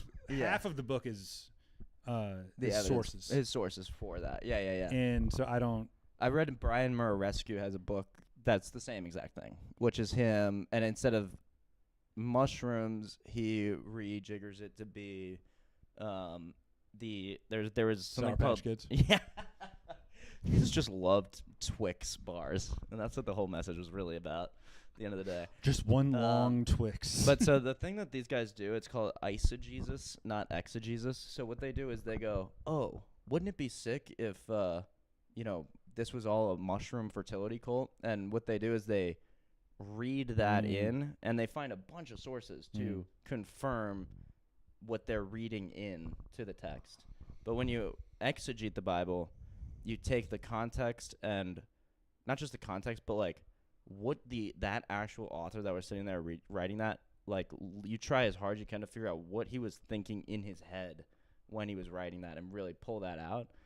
And when you exegete the text, I don't think you get any type of like, this is an illusion. In fact, you get, or this is like a metaphor, or this is a symbol or something. In fact, what you mostly get is like, guys, he died on the cross, and he's God. Kind of like a Louis C.K., but he's God, and he died on the cross. you have to come to church. And so, like, you'd think there would be a little bit more about the mushroom stuff. But I haven't read the book, so I don't want to shit on the book before I, like, really get into it. Pull up like a synopsis in ChatGPT. For sure. Okay. Mushroom. Sacred mushroom in the cross. Sacred mushroom.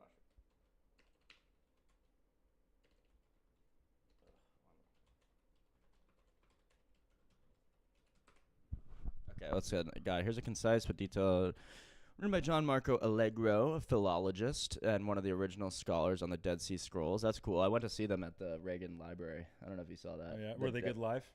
Not really. They're kind of disappointing, to be honest. I thought this bullshit. I thought it was gonna like open my mind. Dude, it's like I saw the Book of Kells at Trinity Library in Dublin. Yeah. And what is it, dude? It's like the oldest illustrated book in the world or something like that's that. Pretty sick. Yeah. And you see it, and you're like, there's like this giant museum, and like, yeah, like Trinity Library is like fucking Hogwarts. Yeah. And then it's just like this book, and you're like, oh, that's it's pretty cool, I guess. Pretty cool, and they don't let you like look at it or like touch it or anything cool about it. Like they can't even flip through the pages or whatever. Damn, that is a bummer. Okay, so can't check it out. It's fucking bullshit. Language and wordplay. Allegro attempts to trace Semitic and Sumerian roots of words in the Bible. He claims that many biblical names, including Jesus and Christ, and titles are symbolic, originally referring to fertility, sexuality, and the mushroom. See, that's the thing. We actually watched a video about this, and I'll just pull it up potentially if we want to get into it. But no, I'll finish the synopsis. So we'll just have that on tap. So one thing that this guy, Amon Hillman, will say is like, man, in the Greek text, and he has a bunch of sources. It's not like he doesn't have sources. He's like, in the Greek medical text, the word Christ, it's kriē. And kriē means to apply a hallucinogenic ointment to your eyes. That's what it means. And I studied this shit. And it's like, yes, in a Greek medical text where they're like, how do you get rid of this like eye disease, cataracts or whatever in ancient Greece? They use the word kriē to describe putting this ointment in your eyes. But the whole word in its entire context of what it actually means is to apply any liquid to any part of your body. And also specifically in the tradition that Jesus comes from, it means to anoint.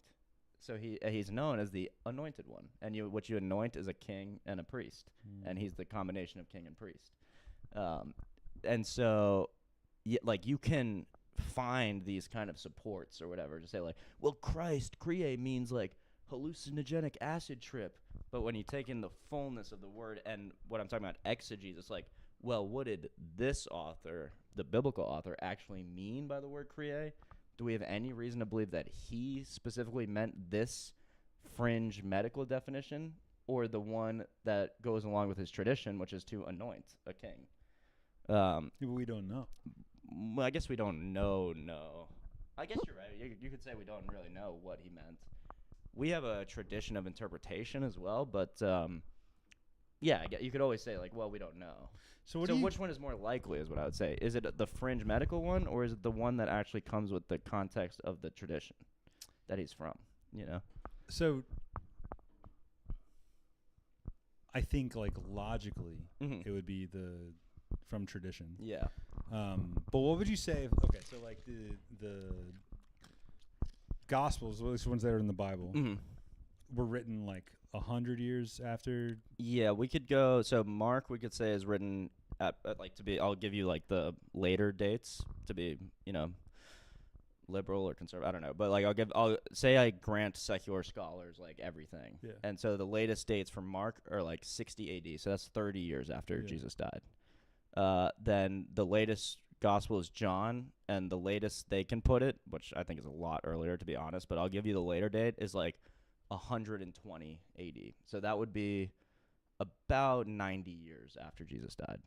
And were the Gospels written in Aramaic? They were written in Greek because Greek was English of the time. So every single person, if you wanted to read or record anything, you would keep in mind how expensive and impossible it was to actually compose a book to write anything. Well, to be able to write. Yeah, and to be able to write it all. And nobody could read anyway, so who are you writing it for? Essentially just a specific type of person, like an emperor or whatever. Yeah. Or to have something in posterity, which is why they eventually like made the gospel. They were like, well, we need this to last for ages. But so to the question. Oh yeah, so they were all written in Greek because that was like, if you were going to write anything, you would write it in Greek. Okay. Because that's what everybody could read.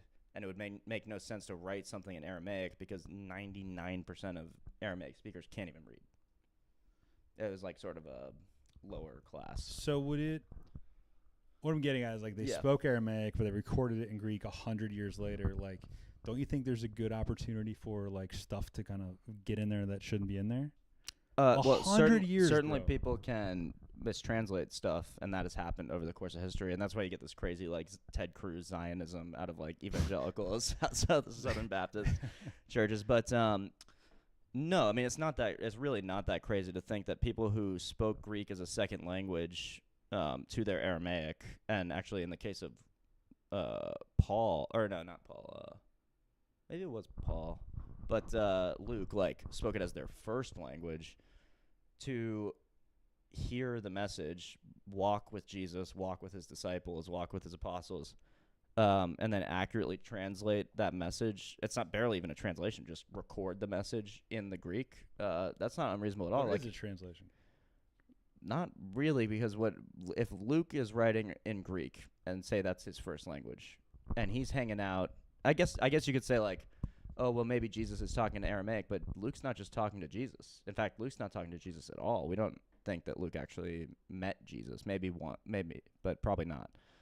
He's talking to Paul, who is probably preaching in Greek, who is preaching in Greek the whole time. So his first person source is Paul, who is preaching in Greek. He was known as the apostle to the Gentiles, which is why he writes all these letters, and he's writing these letters across the whole world. They're like, stop sending us letters, man. Like, dude, this is getting expensive. Nobody can change our address. We're not the Corinthians anymore. Yeah. The Corinthians are crazy too. Just return to sender. One of the letters, he's like, you guys have to stop having orgies in church. This is not what we do anymore. They're like, beat it, nerd. They put it into a paper airplane. And we found the letter in paper airplane form in the waste bin. The creases are indicative of a F-14 fighter jet. This thing was built for speed. Exactly. Yeah. Wait. Yeah. I guess they didn't have paper airplanes for like. Did paper airplanes precede airplanes? It would be hilarious if Wouldn't they that did. be nuts? I never the first thought paper about airplane is like it's like a Stonehenge. Yeah, type yeah. thing. It's a paper ship. Like they somehow it's like an origami like boat that they toss through there. Dude, that's actually a really good question because paper airplanes are. It's so intuitive. Like you could figure it out. I think we need to look this up. We need to look this up. Because now, at first I was like, obviously no. Then I'm like, wait a second. Was the paper airplane And did they call it a paper airplane? What did they call it? They could not have called it an airplane. Yes, paper airplanes long predate the invention of the real airplane. Oh, 1,000 years ago in China and Japan. What? Wow. That was origami. Yeah, those that's sneaky fucks. Guys, the origami. I should have known. I absolutely should have known. Early folded paper gliders are simple, but they embody the same principles as modern paper airplanes. That is amazing. The Japanese version of the rapper. Orver and Wilbur Riot. Orver and Wilbur. A light.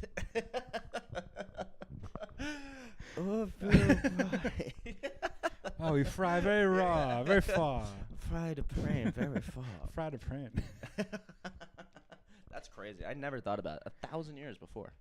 They had paper airplanes 1,000 years before a real plane. That is okay. The difference here, though, is powered flight. Powered flight. What did I just say? Oh, yeah. Is powered flight. That was in 1903 with the Wright brothers, I think. So you can't. I don't think you can power a paper airplane. No, probably not. Although Leonardo da Vinci, you've seen those like Da Vinci. Oh, Leo D. Leo D. Oh, you're talking about Leo D. Did we lose? I think we might have lost Infamous in the Discord. We have a few. We got Sean in the Discord. Welcome, Sean, hanging out. And then we got a couple people on here. They're a little shy today. Sometimes they chat more, but they're a little shy today. We're missing some of our regulars, but that's all right. Chat it This up. whole thing, by the way, is also getting recorded. So this whole video will be like on YouTube, and we can clip it up, and we can, we got some good moments we can clip up. Nice. This is with Leonardo da Vinci. The aerial screw. That's what Isn't that So I funny? did to my girlfriend last night. That's what they call the Mile High Club in fucking 1400s. The aerial screw. Does that work? I don't think so. Or is it one of those like It's one of those- impossible perpetual yeah. motion machines? Yeah, I think it's kind of one of those things where he was like, "What about this?" Because it would work in the water. Because it almost, it would. It almost looks like a helicopter, almost. But like, how would you power it? What if propeller screws like on a ship were shaped like that? Why aren't they? Yeah, well, there's got to be some reason. It's got to be like totally useless to have it like go up like that, right? Da Vinci. Well, that's hilarious. So anyway, about like, okay, if you could, so do you speak another language or anything like as a kind of second language? Not really. So imagine like, pretend that SAE's Spanish is better than it is. Imagine SAE speaks Spanish like perfectly, and maybe he does. I actually don't know. I'm sure he's fine in Spanish. Imagine he speaks Spanish perfectly, and I tell SAE, I'm like, yo, dude, God is real, and I saw this miracle, and like basically there was a blind homeless guy outside the 7-Eleven, and God walked up to him, rubbed some dirt in his eyes, and the guy could see straight up, and he was in a wheelchair, and then he just got up and he walked down the street, and then SIA's like, oh shit, no way, and I'm like, come check it out, man, and then SIA comes down and he sees the guy God do another miracle. Is SIE gonna be able to go back to his only Spanish-speaking family and relay exactly what happened in Spanish? Probably. If it's what he saw, Yeah. But you're still, first of all, SIE is educated. Yeah. Right. Yeah. So is Luke and Matthew and Mark and John and Paul especially. What are they educated with? Luke is an actual historian. He's an ancient historian that writes in the style of history. But I'm saying Luke wasn't at when Jesus was around. Luke wasn't. No, but Mark was, Matthew, and the people that Luke was interviewing were. And so not all of them were educated. Most of them were fishermen. But this is my point. Yeah. Like you're getting just stories through the grapevine for 100+ years, and like the grapevine's pretty direct though. I know, but like you ever play telephone? Yeah. That's like the dude, argument. within 5 people, Yeah. like words get messed up. But like events don't. But the You know what I word, mean? but I think the biggest argument is that there's all these words have like a couple different meanings, and so to us, but not to them. Like if you're a native Greek speaker, you know what the meanings are and you know what you're trying to say. Or like for instance, SIE. Okay, say like I wish I knew Spanish. Say it's like, and then he put he took the dirt, and pretend this is all in Spanish, and he's telling his mom about what. You got to talk like this, man. Yeah, you gotta talk like this. And he buttons up his top flannel button, and he's like, Ma, and he's standing like this with this perfect goatee. Hey, Ma. And he's like, hey, Ma, and he puts the dirt, and he puts it on the man's pelotas. Put the dirt on the pelotas, and then the guy can see. And okay, maybe pelota means eye, as well as means ball. Oh, it doesn't mean bike? I thought it meant ball. That's why I said like it. the Peloton in the Tour de France. Oh, true. Read a book, dude. Come on. Dude. Everything you just said. Yeah, well, yeah, I was like, I wish I spoke Spanish. See, maybe they spoke Greek like you speak Spanish. Yeah. Where you're like, oh, I was right. Oh, maybe they do, actually. Maybe they do speak Greek like I speak Spanish. I thought pelota was bike.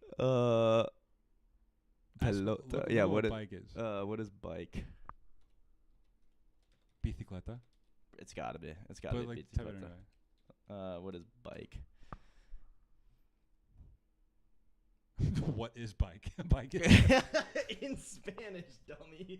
What is bike? Imagine that's like the level of questions you're asking ChatGPT. Bicicleta, bici. Oh, then I'm full of shit. Peloton. Yeah. Peloton is some other thing. Okay, so then he's like, he rubbed the dirt in the pelota, and it's like, yeah, okay, maybe pelota also means basketball, and just pretend it means eyeball as well. But your mom knows what you're talking about, and so what we're passing down is not literal words. Like, nobody knows the Aramaic. Well, some people do, but not many people know the Aramaic. What we know is the message, and the message can be passed down. But haven't you ever heard perfectly. anybody exaggerate a story ever? Don't Yeah. you think if you saw what you thought was some dude literally curing a blind man to see, and what would you'd be be like, your this mother, he was doing this, Yeah, and he said kapow. Like, so what's your explanation for why the blind man would be cured, given that scenario? Because you're like, oh, you see one blind guy get cured, and suddenly you think he's God, and it's like, well, yeah, kinda. I mean, actually, yeah, kinda. If I saw one guy. So was there, weren't there also a lot of other guys just like Jesus out around it, and like in his time frame, like a lot of false prophets, definitely, and doing that same stuff? 100%. And this is actually one of the biggest proofs, and this is one of my favorite ones, and I actually have a whole document for it. And so he came prepared. Yeah, dude, you don't I'm know just what going off the dome. You don't know You're what you're like, getting yourself. Let me into. reference the research book I wrote. Okay, so the thing is that Jesus fulfills, I think it's 109 prophecies in the in the New Testament that are traceable to the Old Testament, and there are guys that. What does that mean? I'll explain. So, for instance, Daniel 9 is an Old Testament prophecy. And we'll just go to Daniel, and we'll go to Daniel 9. This is a very specific prophecy. He's actually giving time frames, exact time frames. 70 weeks are determined for your people. And by the way, this is important, and this isn't controversial. Secular scholars, Jews, everyone will acknowledge that weeks here means weeks of years. So 70 periods of 7 years, and that's just how people talked back then. That's not like a because like the Julian calendar wasn't. Yeah, there was calendars were fucked. Everyone had a Gregorian different calendar. Yeah, nobody knew what the fuck. So what does it mean? So 70 weeks are determined for your people and for your holy city, which is Jerusalem, to finish the transgression, to make an end of sins. This is what we believe Jesus to do. To make reconciliation for iniquity, to bring in everlasting righteousness, to seal up vision and prophecy, and to anoint the most holy. So if 70 weeks is 490 years, Daniel gives us a start date to start counting these 490 years for when the Messiah is going to come. To anoint. Remember when I said that word, kriye? It means the anointed one. That's always been a terminology for the Messiah to come. So, to anoint the most holy. And he gives us a few more things, like, for instance, the Messiah shall be cut off, but not for himself. And the people of the prince who is to come shall destroy the city and the sanctuary. That's also a prophecy that comes true. Jerusalem gets destroyed by the Romans after Jesus' death in AD 70. Okay, so anyway, if you add up 490 years from what he mentions as the start date, which we have... so the guy was arguing against claims that it begins in 605, but that's completely baseless. That it couldn't possibly be starting in 605 because there's no event that lines up with that. So in Daniel 9 here, Daniel says that we start counting this 490 years from the restoration of Jerusalem. Jerusalem is still in shambles in 605. The closest time that it's restored, like fully restored, the city and the temple, is in 457 under a guy named Artaxerxes. And you can just research this in secular history. Artaxerxes was a guy. He restored Jerusalem, restored the temple, all the rest. So we have this weird prophecy, which even secular scholars would say this was written in the year 200, post facto. Still, he's predicting something 200 years in the future using the right time frames. But we believe that it was written in the year 500 BC. Before Christ. So, like 600 years before this is all supposed to happen. Or about 500 years before this is all supposed to happen. Okay. So, anyway, you add up 457, the decree to restore Jerusalem. You add 490 years, and you come to 33 AD, the very year that Jesus is killed. Historically, you can also verify that. No secular historian denies that Jesus Christ was an actual man, a rabbi in the Middle East who taught and was crucified and died. They will obviously say he wasn't resurrected. But Right. nobody denies that he was crucified between 30 and 33 AD. Yeah, I mean, wasn't he in like Roman census? Yeah, there's there were letters about him to between like the senator of Jesus Jerusalem. kid is so annoying. Thinks he knows everything. Thinks he knows everything. Everybody loves him. Nobody's stop paying doing taxes magic anymore. tricks. yeah, he was doing all these magic tricks. He's I like- hate a magician. He was like the David Everyone hates- Blaine yeah. of Jerusalem. The dude thinks everyone thinks he's walking on water. I know he's just doing that clear glass thing. Have you seen that? Guy doesn't eat for 40 days. Yeah. Locks himself. Wait, is David Blaine Jesus? Yeah, well, I think he's trying. I think he's an antichrist. Is David Blaine Jesus? Maybe that's just what Jesus looks like after 2,000 years. Just this like guy with like dead eyes who's like, I'm gonna float through the air. Okay. I'm gonna stab myself with a knife and nothing Literally. happens. Stab myself with a cross and nothing happened. So when I say there are hundreds of these prophecies throughout the Old Testament, I mean hundreds. That's the only one that's like, not the only, but that's one of the main ones we would go to prove like mathematically, like this guy predicted something that happened when he predicted it would happen. Yeah, but like, couldn't that have been rewritten? Well, no, this is Like when, like how do we know that wasn't like messed up with like during the Council of Trent? Because this is a text that this is still the Torah. So Jews don't believe, like modern rabbinical Jews do not believe that Jesus was their Messiah. And you tell them to open their Torah and go to Daniel 9 or Psalm 22, which thanks for shouting out Newman on. That's a good one too. And it's flabbergasting to them. So people who absolutely deny that Jesus is the Messiah and like there's no way, this is blasphemy against God to say that he is God and the Son of God and all this stuff. This is in their book. So they'd have no reason to change it to make it to line up with Jesus. And we actually do have a decent reliability on the tradition, the Jewish tradition that's passed down through these centuries. So there's no reason to think that Daniel 9 could have been like corrupted or changed after the Christians come into power. They just took the Jewish text, and that's suddenly the first part of our book, but they had no ability or power to change the text. Otherwise, everyone who are mostly Jews who are converting to Christianity would be like, whoa, whoa, whoa, whoa, whoa, what are we doing? I've been reading the Torah. This shit ain't in the Torah. Mm-hmm. Also, you'd have to do it with hundreds and hundreds of verses, a lot of which aren't even discovered until hundreds of years later, like Psalm 22. Right. You're making a great argument. Love what you're saying. Okay, good. Run this through ChatGPT, and because I would love to see just what like the internet comes back with. 100%. So should we run? Please explain. No, explain was just an X. That's how you do it. Yeah, just explain. Triple X. I do like please explain the. It's like a porno instruction video. First, you're gonna want to unsee it. No, okay. Please explain the Daniel 9 prophecy. And its validity. Yep. Give the explanations and accounts from, should we say, secular scholars, Jewish, tradition. Wait. No. You're guiding it too much. Okay.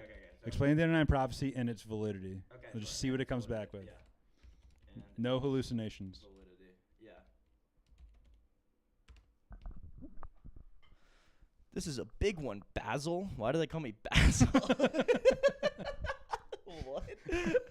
How does it know my name is Basil? Okay, it's one of the most discussed passages in biblical studies. Orthodox, Catholic, Protestant, and even Jewish interpretations diverge. I'll give you a structured explanation. They diverge. They do, and I'll admit that. It's just the question of which one is actually right, and it might give us the answer here, or it might not, but we'll see.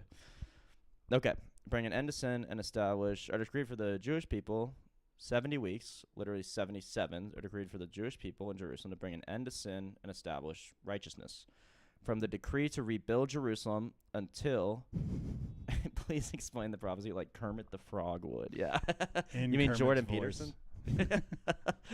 Until the coming of an anointed one, there will be 7 weeks and 62 weeks, i.e. 69 weeks.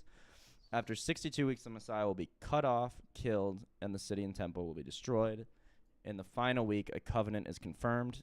In the middle of the week, sacrifice will cease. That's when Jesus is crucified. He's the final sacrifice, in our view. Okay. And abominations will come until desolation. What does that mean? It's kind of unclear, but basically what this is probably referring to is the destruction of Jerusalem by the Romans in the year 70.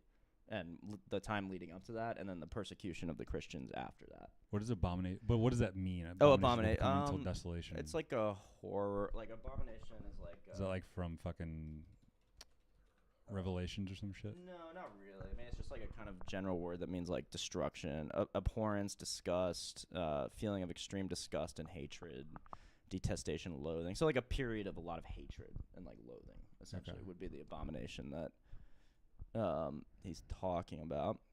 So how the weeks are read, Hebrew weeks, literally sevens. Most interpreters take this symbolically as weeks of years. So 70 times 7 equals 490 years. The prophecy is then read as a timeline of salvation history.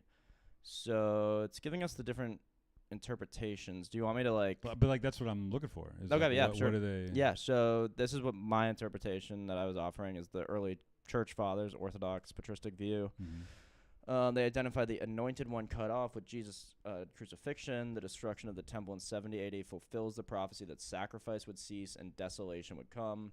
Thus, the 70 weeks equals God's timeline for the decree to rebuild Jerusalem, the coming of the Christ, the end of the temple sacrifice. Wait. You said that the sacrifice would cease in 33 when Jesus died. Is this 70? Yeah, I might have misremembered that. I would definitely go with the church fathers over what I randomly said. Like Jerome is Sorry, gonna guys, know I'm high better right now. Yeah. So okay, this is what I was saying too. The church fathers began the countdown from Artaxerxes' decree to rebuild Jerusalem. To me, this is like what's crucial between the different definitions is where you start the countdown. So secular scholars and rabbinical Jews will start it at a different date. But to me, and I'll let you decide, that date doesn't make sense because it's only a decree to restore one part of Jerusalem, the temple, whereas Artaxerxes actually restores the whole city and the temple. But anyway, okay. So adding 483 years, which is the 69 weeks, brings you right into the 1st century AD around the ministry and death of Christ. The final week is seen either as Christ's ministry, which would be 3.5 years, and the apostles' ministry to Israel, 3.5 years. Or stretching, I don't believe this, but that's kind of like the Protestant view that End like of the age. the final week for some reason is all of the rest of history. Like we're in the final week right now. That's not the Orthodox view. That's not what I believe. We believe that this whole thing is fulfilled in the 1st century. What is Antichrist fulfillment? That's that crazy stuff in Revelation where the Antichrist will come and he's gonna like trick the whole world and he's gonna be like this leader that everyone thinks is this great leader, but he's actually like, basically trying to damn us all to hell. Like Obama. But the funny thing is, so that's like the that's the kind of that's the Protestant like evangelical view is like we got to look out for the Antichrist. Like there's going to be one Antichrist that's going to come. These are like the fire and brimstone Yeah. guys. The Orthodox view is sure, probably, maybe at the end of time there will be one central figure whom Jesus like does battle against or something, and there is an Antichrist. But we believe in thousands of antichrists throughout history, and ironically, Obama might be one of them. But others we would look to would be Stalin, Hitler, Chairman Mao, like whoever, just bad dudes, people who, but bad in a specific way, that specifically anti-Christian. Yeah, Pol Pot, specifically anti-Christian, like in their ethic, values, in their hatred and disgust for mankind. These are antichrists, especially if they have a lot of like demonic force and like power behind them, like Stalin or something, to be able to kill 70 million people. Okay, so many Jewish commentators don't connect this with Jesus. I wonder why. So some see it as fulfilled in the Maccabean era, and the anointed one being a random high priest who's no one's heard of, Onias III. Not that no one's heard of him, but kind of a random guy to like. Antiochus Epiphanes' desecration of the temple. Yeah, the abomination is one specific act where this guy Antiochus Epiphanes went and he sacrificed a pig on the like ark of the, like in the Jewish temple, like a barbecue. Yeah, like a barbecue. Yeah, the barbecue. But of course, pork is like totally delicious. Totally. Yeah. Exactly. I was gonna say haram, but that's not right either, is it? I don't know what Haram? Haram is what when Muslims can't eat stuff or like do stuff, they Like call it Boko haram. Haram? Yes, kind of actually. I think maybe Can't do Boko. can't do Boca. These guys hate Florida, Boko Haram. They really hate Boca They're Raton. like, we just haven't got there yet. We're stuck in Africa that's where they still. got all their flight licenses to fly. Never mind. All right, so others keep it open-ended, awaiting the messianic age. So they're still waiting for the Messiah. Yeah, some people are still waiting for this. Oh yeah, the Jews are still waiting. They're like, well, this hasn't happened yet. Because Jehovah was. You're like, what? Was he? That's Passover, right? Jehovah. I mean, Jehovah was I'm one of retarded. the name of God. No, it's not retarded. I think Jehovah is like one of the Jewish like names of God that they used instead of saying Yahweh. I think. Don't they leave a seat open for Jehovah? Yes, yeah, I is think that so. at Passover? That's an interesting point. Yeah, they do, and I think that would be. I don't know if it's at Passover exclusively or all Seder dinners, but probably definitely at Passover. I think okay. And it's interesting because it's like, oh well. You have this Jehovah figure who's supposed to be someone actually sitting. Mr. Jehovah, is it? Mr. Jehovah, is it? It's supposed to actually be sitting at the dinner table with you, but that's not how you typically think of God. But that's how we would think of the second person of God. God become man. Man can sit at you with a dinner table. And if God is this Unitarian, like, out there, bigger than all creation and not really in it so much, then it doesn't make sense that you would leave this space open at the table for him. But anyway, that's just kind of like me rambling. They're doing their best here. They're doing their best. And then modern critical scholarship actually agrees with the Jews for the most part. They'll view Daniel as written in the 2nd century, which the Jews don't say. We actually think it was written in like the 6th century or whatever. Was Antiochus like a Roman emperor? He was I want to say Babylonian. Okay. I think. Like, I'm actually not sure. Added benefits that you Exactly. feel less lonely. Yeah. They see the prophecy as ex eventu, written after the fact, but that can't be the case. Literally, cannot be the case because the prophecy is about the future, even if it's written in the 2nd century BC.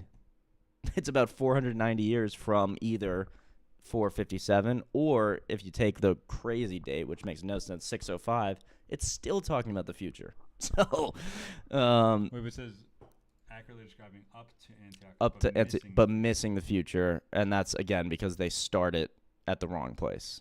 Because they're like, well, this doesn't line up to anything. And it's like, yeah, because you're not starting it at Artaxerxes' decree. You're starting it at this random Maccabean era. Those fucking idiots. These idiots, man. These Maccabees. Wait, what was the last one say? From this perspective, its validity, quote, is more theological encouragement to suffering Jews, not a supernatural prediction. Of course, they're secular scholars. They don't believe in supernatural prediction, so they can't. Okay. They can't confirm that. So the Orthodox Church generally follows the patristic consensus. The prophecy is a genuine foretelling of Christ and the end of the Old Covenant sacrificial system. The validity is not in exact date counting, but in theological accuracy. It just so happens that it does add up very well, like exactly, actually. The Messiah would come, he'd be cut off, temporal sacrifices would end, everlasting righteousness is inaugurated in Christ. Orthodoxy doesn't tend to focus on the detailed arithmetic. That's more a Protestant dispensationalist obsession. Lol, ChatGPT is becoming me. It's a big word, dude. Yeah.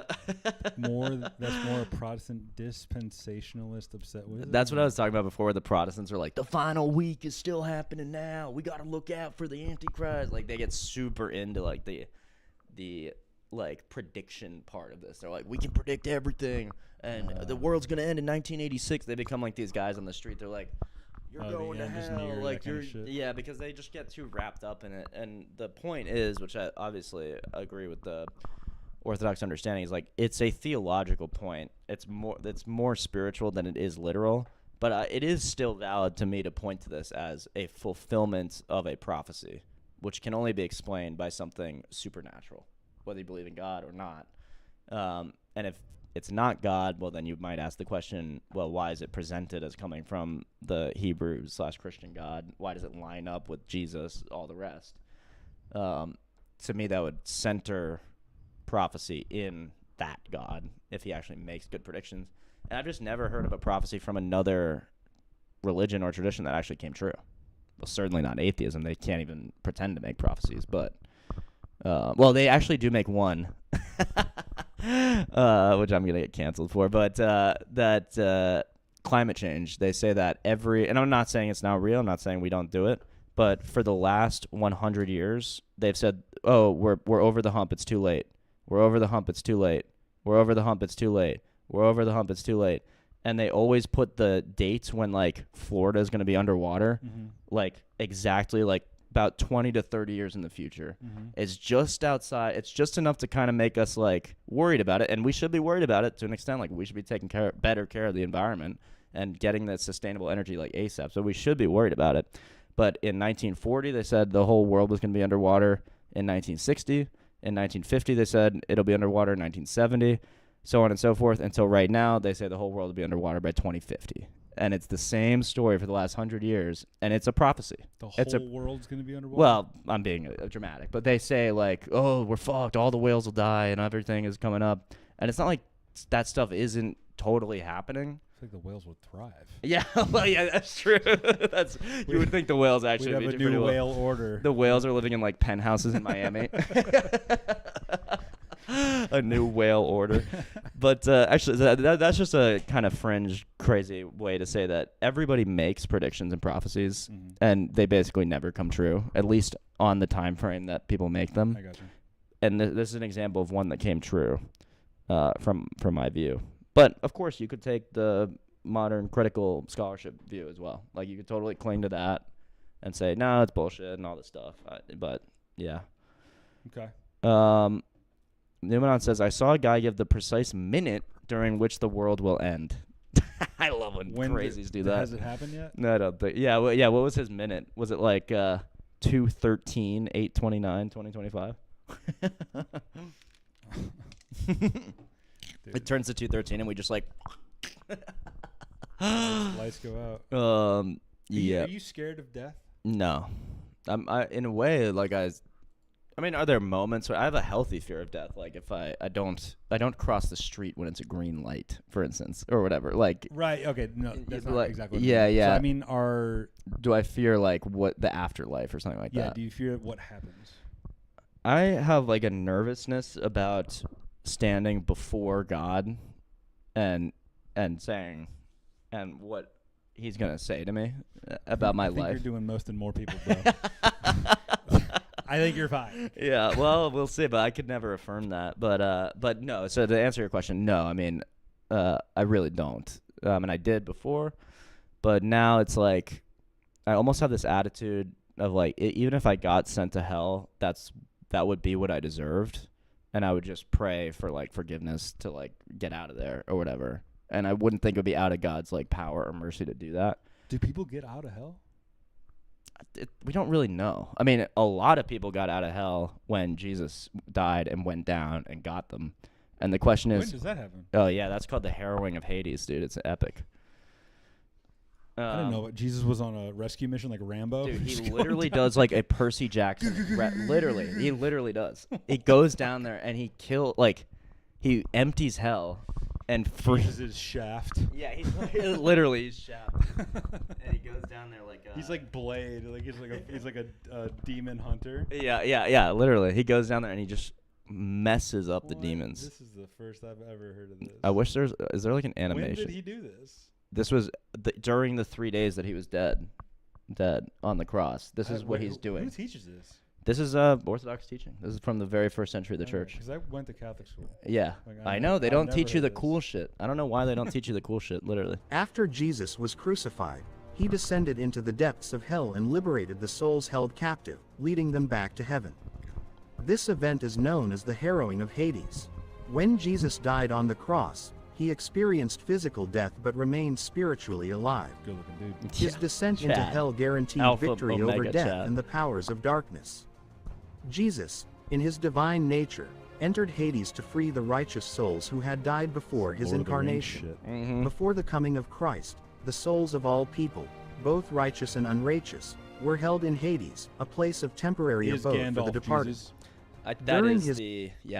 That is J.R.R. Tolkien's intention. Really? Yeah.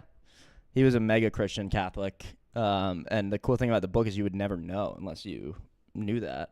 And it's not obvious. It's not like there's Aslan and who is obviously Jesus or whatever. Yeah. You kind of have to like pay attention, like pick it up. But yeah, Gandalf is like a Christ figure in that book. Old Jesus. Old Jesus. Old And white Jesus. J.R.R. Tolkien's idea also was that this world, Middle Earth or whatever, like this is a history of our Earth that could be continuous. So what he's like picturing is this like pre-flood, more magical place, Earth, more dark and chaotic, and there's orcs and giants and trees that talk and wizards and sorcerers and all that.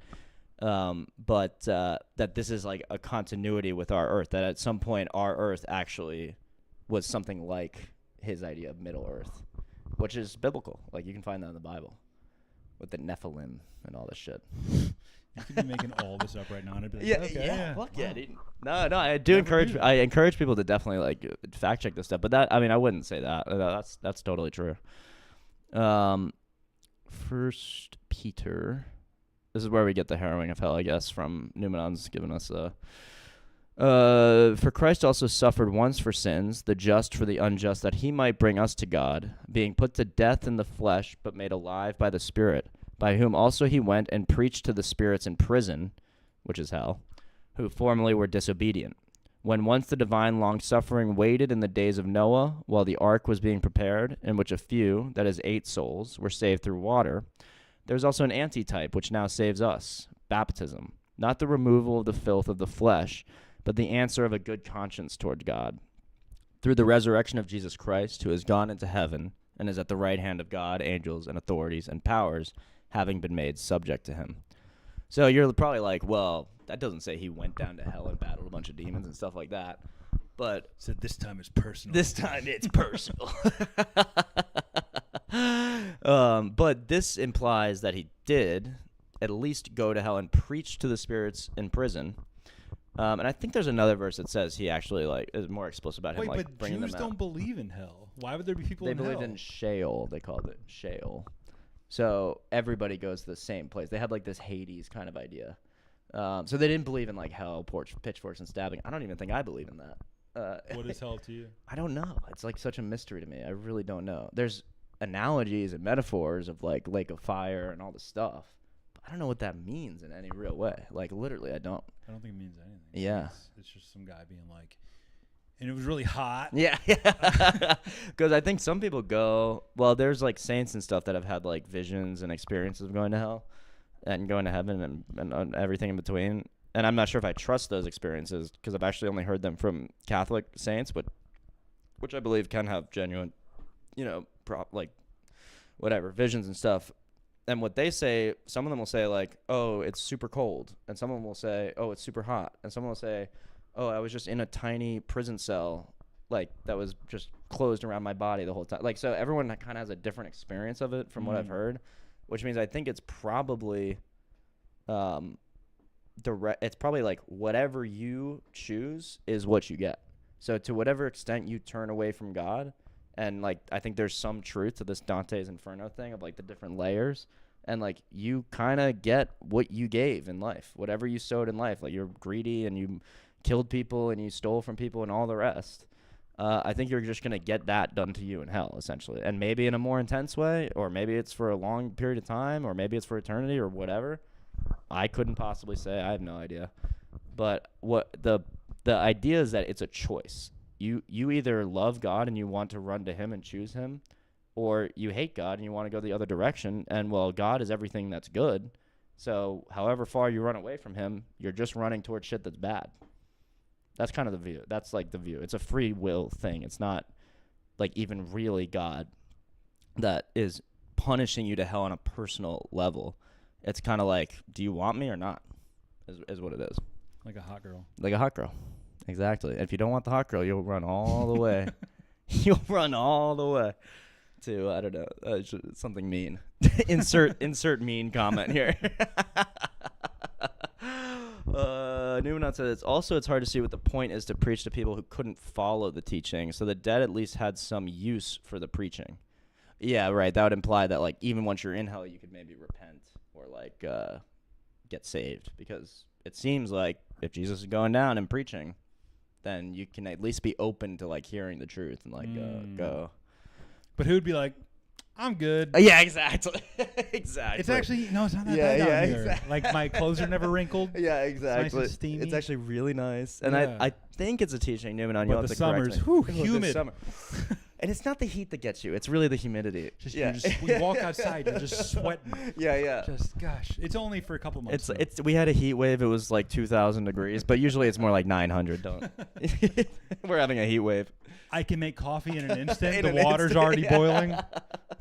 Yeah, like the water's always boiling. You're Yeah, like hot you're showers pouring everywhere. out your coffee, and it's like it's just like steam evaporating into. I like watching a guy in hell trying to do a cold plunge. Yeah, He gets yeah, it and it yeah. just like evaporates. Like, Yeah. Fuck. Damn it. Damn, he's pouring the ice cubes in, and they're like just evaporating before they reach the water. Like those videos you see of people in like Minnesota in the winter throwing up like boiling pots of water. and it Yes, just, I like, love turns that. into ice. I actually love those videos. They're awesome. You know what? Actually, Jesus, thank you. I've Thank been you, waiting dog. to meet you. Yeah. Honestly, I'm good. Honestly, kind of cool down Yeah, here. what- Kind of what's- sick. How cold is it up there? Yeah. Where are you? He's like, we have AC up there, and you're like, that is tempting. You know, I'm so That used to it is now. Well, that's actually what we think of the demons. Like, we don't think the demons will be saved, or Satan himself. So he genuinely actually likes being tortured. So if and shit. Lucifer was like, I fucked up, man. Yeah, I'm yeah, sorry. yeah. Would God be like, all right? So who's the real God? Who's the real God? Which I was telling you before, that's what Michael means. Lucifer said, I am like God. So I can like a valley girl, like I'm like God. Literally, as retarded as that, like as stupid as that. Like, if you heard a valley girl say You that, don't even believe it. you don't even know. Like, I am like God, and the word Michael, Mikael, literally means who is like God. The answer being nobody. Oh, so Michael's like. So Michael's. I'm like God, bitch. Yeah. No, Michael's like, no one's like God, you idiot. And Jesus himself in the gospel says that Satan's fall was like a lightning flash. Like, it happened instantly. It happened in a single moment, basically a timeless moment.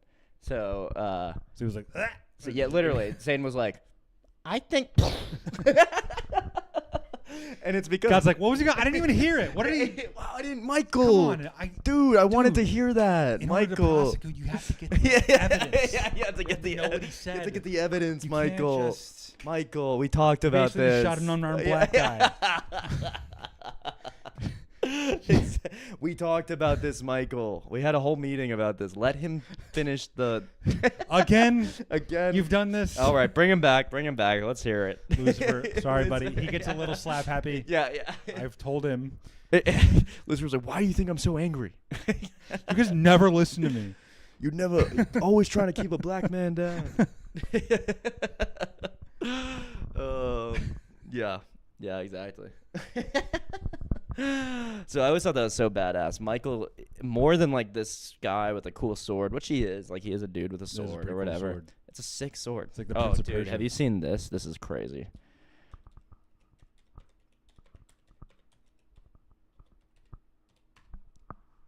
Don't tell me Like, it's real. 100% real. The sword of St. Michael's real.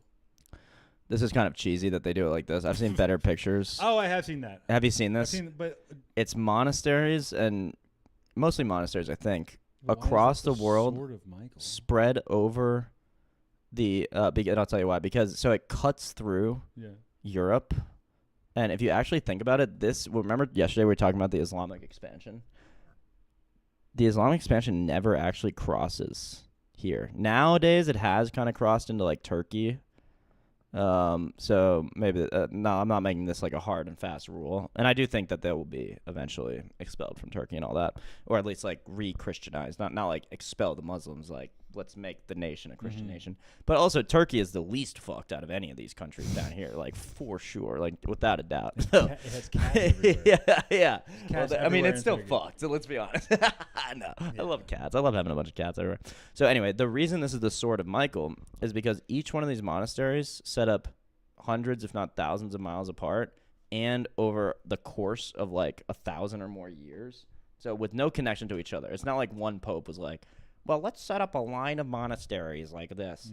All of these were set up for very different and specific purposes and dedicated to St. Michael because they were either involved in a battle where they prayed to St. Michael or something like that. So each one of these monasteries is called like St. Michael's Monastery or something like that. And they make this like shockingly perfect line across Europe. And those are the only 7, or those are just this, or those are no, 6, or I'm sure that yeah, no, that's true. These are the 6 that make this line. So it's kind of like, but they're all miraculously and like being a constellation. For sure, like it's a little bit like that, see. but it's not like a constellation isn't real as well. Like I used to say that too. Like, well, I was looking at the stars in Maine, and there's so many stars. Like, what can I just draw a dick and be like, oh, that's Dickus Maximus or whatever? Like that's Dickus. But there's something a little bit different about like when you see an actual constellation, it's very apparent that when you see the Big Dipper, you're like, whoa, that is like real in a way. It's like it's more real than any like random thing that I could draw. Right, but we know it's the Big Dipper because we were told it's the Big Dipper. You think? You don't think we would look at that? You don't think a dog would look at that and like, that looks like a fucking big Well, not Dipper. a dog, but maybe a person with a rational mind. I don't know. But you would, it's like, what do you know to look? Like, I'm sure one person might eventually be like, True. oh, if you look at it this way at this time of year, it kind of does look like. And isn't the North Star in the handle of it or something? Or the North Star is maybe in the little. I used to know this. Yeah. So on like the 2 stars on like the corner of the ladle. Yeah. Like not the handle, but like the Scooby part. Mm-hmm. Those 2 stars point to the North Star. Oh, that's what it is. So it's like that's right between Cassiopeia. Yeah. They both like point directly to us. I think. No, that is what it is. Really it does point to it. It does point to. I remember, but there's how could we possibly figure this out? It's not like we have multiple AI websites and Google in front of us. They built such a big sword. Got him. Huge boy. Big Dipper. North Star. Okay. Swastika. The big swastika. That's like my constellation. Yeah, that's it right there. Yeah, so those 2 points. Okay. And it's the tip of the little. Oh, it's the tip of the Little Dipper, right? That's crazy. So like, if you start at the one star that never moves, that like the Earth is essentially like, that is what the North Star is, right? It like never moves or something. It's at the axis. Yeah, right. Then you would probably it's naturally it's our draw North Star this. right now. Oh, but it will change. Yeah, because the Earth changes. It's axis. Like, right. So like, I don't know. I something about, or like, yeah, we could look at this picture, and yeah, sure, he drew a bunch of lines, but like these stars are brighter than the other stars around it. Yeah. You know, and it's like, oh my god. I mean, that is crazy. You can't argue with science at the end of the day. Big Dippers. At the end of the day, I'm gonna get banned if I keep that up. That's hilarious. That's crazy. Wait, but go back to that, and then go back to the swastika one where it's like. What, this one? No. That one, and then so you take those, and then they're like, yeah, but if you draw a swastika. Yeah, but if you make up the like, this is what it actually is, which is kind of beautiful. It's like a circle, and like, there's no way you would like naturally think of drawing a swastika. Yeah. Hitler's like, see, guys? See, told you we need to go to Mars. It's in the stars. See, it's in the stars. That's funny. Schwarzenegger. Hitler. Yeah, that was way more Schwarzenegger. Which is honestly more of a racist name than Hitler. Schwarzenegger. Yeah, man. Yeah, man, the stars, dude. This is one of my fundamental arguments is like, but look at the trees, man. What? The atheists make fun of me because I'm like, just look how fucking, man, just look at the trees, bro. But I don't know. I just look at nature. I go like, it's too perfect. It can't just be random. This didn't randomly come together, all that. Why not? How? It's so That's ordered. the beauty of it. It's so ordered. You don't have to believe something happened. You can just be like, it's here. I'm here. If you don't clean your room for 10 months, a year, 2 years, does it ever look nice? Probably not. So if you don't clean your room for 1 billion years, is it going to look nice? What do you mean clean your room? It's chaos. If there's no intelligent mind acting on your room, no agent cleaning shit up. Oh, I'm going to actually make sure that side table matches the other side table. And maybe I'll get a nice poster to put up here. And you know what? It's time to change the sheets. They kind of smell. That one doesn't apply so much to the nature thing. Is made up of billions of different organisms all doing different things. Your room. That's what's crazy. That's what's crazy about it. And so imagine if your room was full of living like mice and stuff as well. Over billions of years, stuff would evolve into different. You think the mice would start cleaning up? Absolutely. Yeah. Haven't you seen Cinderella? That's right. Yeah. But that's what the atheist believes in. Essentially, is Cinderella. They're like, yeah, eventually, if you just let nature do its thing, chaos. But hang on. Yeah. Okay. So, a lot of people say, and I'm sure you've heard this, that we're in the Goldilocks zone. Yeah. Earth is in the Goldilocks zone. It's like it's not too hot, it's not too cold. Yeah. We get right amount of sunlight. Sure. And so I would think a lot of people. I mean, I heard this when I was going to church. That is the fine. You think that's an accident? Like or like it's like, well, yeah, because why the fuck do you think it's so hard to find other human life? Because it's nearly impossible for it to be the right conditions to develop. Totally. We just happen to be on the one that has it. By chance happen. But I'm saying there doesn't have to be any conditions for life to happen. What do you mean? Like have oxygen? Well, at least like carbon life like we do. The force of gravity has to be exactly what it is. The force of stars have to actually be able to form. So chemistry has to be what it is. The laws defining chemistry have to be pretty exact and precise for stars to be able to form, and therefore planets. But like orbits have to be perfectly ordered. But you're looking at it from the lens of like things have to be made this way in order to exist. When it's like, and the reality is that it was happened, and we got stars because of the conditions in front of it. They weren't like, I'm gonna make a star. Well, it was just and like, I'm these saying are the things that are happening. Right. This is how gravity works. This is how. But you admit that those conditions have to be very exact for the possibility of like us to be around, or like there have to be some conditions. I don't think it's exact. I think it's that's why evolution is a thing, because it's not exact. It changes. Yeah. And again, we're talking about. I believe the universe is like, what do they say, 13.7 billion Sure. years. I believe that. Who the fuck knows how it was formed? Yeah. Who the fuck knows if we're in like a million universes? Right. But like, so over that amount of time, like that is such an unfathomable, unthinkable amount of time for a human. Yeah. Because we think of 100 years as a long time. Yeah. And 100, it's nothing. Millisecond. Yeah. We think of a month as a long time sometimes. Yeah. And so if let's take a billion years, who the fuck knows? A billion years, something unimaginable. A billion years. They say Earth is like 4 billion years old. Yeah. Or 6, I don't know. Yeah. But it was nothing lived on it for the first like 4 billion years. Like it was uninhabitable. Yeah. And then things slowly. I believe this, but like a lot of scientists will say that all the water on Earth came from like space. a meteor from a exactly. different planet. But like. Yeah, billions of them. Right. With like ice and like exactly. Over billions of years, just like, why do you think the moon looks like it does? Like, because it got hit by a million meteors. And so I'm not sure if that would explain, because water doesn't reproduce though. No, but the theory is that America, that the Earth. That's how American I am. Came from space. America came from space. That America created all the water. Is the theory, and I'm not a scientist. I know you're not, so I'm not expecting like an actual answer to this, but like.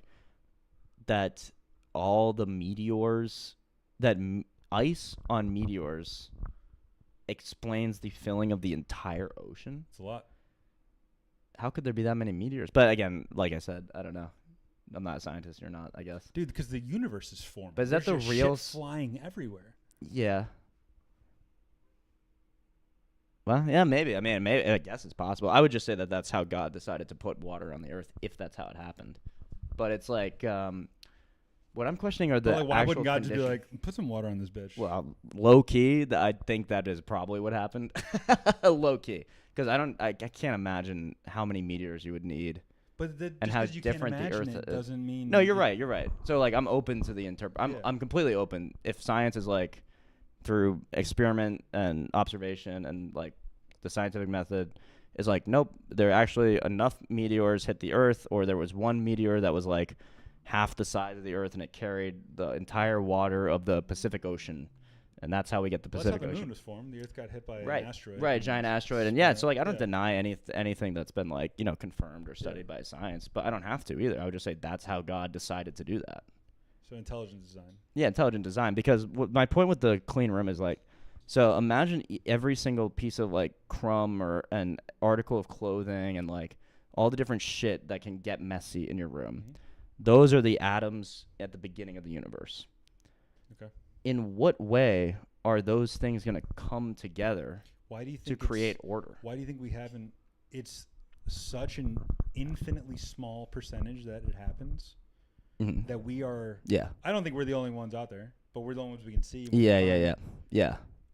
But like that's how rare it is, and I think that's why it's so beautiful because it's Me like too. the odds that this would exist, right? That Earth lasts long enough for humans to even develop into something, then become self-aware, then start to explore the cosmos. Like no, I mean I agree that this is a unique and rare and special place and like existence that we have, regardless of whether there's a God or not a God. And you might even make the argument that if there isn't a God, it's even more rare and insane and crazy that we exist, which I agree with actually, because truly I think the odds are too small. But the fundamental question is not really like what are the odds of us being around, or are we just saying this is crazy because we are in this extremely rare situation?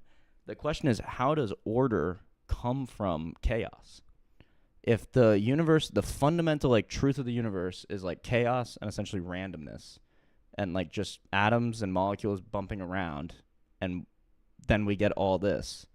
The question is more fundamental. It's how from chaos does order come? And would you disagree that this is an extremely ordered thing out there? Yeah, I mean, I think that's a relative term. When you think about what the molecules and atoms and stuff. Yeah, well, look at Mars. Look at Jupiter. How the fuck did that shit get formed? I think that's ordered too. Every planet is a circle. And they all orbit the sun perfectly, and they don't crash into the sun. And it's this beautiful But gift. hang on. Oh, but this is like survivorship bias. You think? Yeah, dude. There's planets that get absorbed by their sun. Yeah. Like the reason, again, it's not like. But the fact that there's orbit is- any at all that don't is what I'm saying. Like, where does the order come from the chaos? You would think every planet. It's called gravity, bro. I know and we don't know where gravity comes from. So if people are Gravity like, comes from mass. That is what our universe looks like. Yeah, like so the sun you're is telling moving. You're telling me this isn't ordered. This is chaos. Bro, I think it is chaos that happens. Like, look, this is the reason planets orbit a sun is because the sun has mass. There's gravity. And just like, so if you look like the ISS, it's orbiting Earth. The reason astronauts look like they're always like super bloated and like this is because they're constantly falling. That is the they're like they say like it's just like you're on a roller coaster going down. Like that's the feeling because you're fucking falling, but you're also being like a string with a ball. Yeah, you're totally. also being pushed out as much as you're being pulled down, so you just end up going in a circle. And if gravity, on the universal level, if the gravity constant were like much, or I think basically at all stronger, that wouldn't be possible. And if it were at all weaker, it wouldn't be possible. But the sizes of the objects would be different. Because like, dude, look at we have a small star. There are stars that are like 1 trillion times the size of ours that have much larger gravitational pull. Yeah. But the constant still has to be the same. Otherwise, the star couldn't form. Right, but change the constant, and all you're doing is changing the size of it. Right, like and so that's a good point. So they actually did so Francis Collins actually has a book about this I have in my living room, but I think he maybe can explain it in a short. But constants, and they did this test. They were like, how many let's maybe do this. I found the initial C.S. Lewis part about the moral argument really profoundly unconvincing. When you come on later to the origin of the physical constants, now that's getting warm, that's getting close to a good argument. The physical constants, things like the speed of light, gravitational constant, and strong and weak force and things, most physicists agree that if you change any of those constants by even a very, very small amount, the universe doesn't come into existence. And that's the atheist Richard Dawkins conceding this, that you can't change these constants by basically anything. Prerequisite. So how many universes had to try to be formed for this one? Just like our Earth being such a rare anomaly amongst all the other Earths. Like, given enough time, anything can happen. Anything. I Like, agree. what did fucking? But I don't what think was the guy who said like 13 billion years is enough time. That's the problem. But I mean, the James Webb Telescope is like some people think it's twice as old. Okay, now. so maybe it's 26 billion. Well, like, why I don't think you think it's enough time? What does that because the odds of this happening, and I'm hoping that a scientist can explain it better than I can, but my understanding of the odds of like, okay, you're going to generate infinitely small, infinite universes in order to create this universe.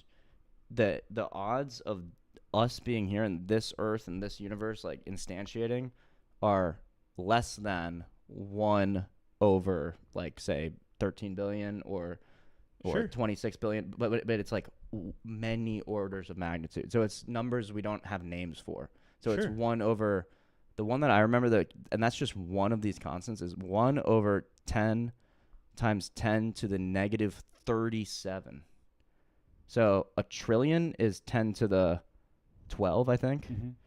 10 to Wait, the but like, what 37. what are these odds? Like, so if you were to,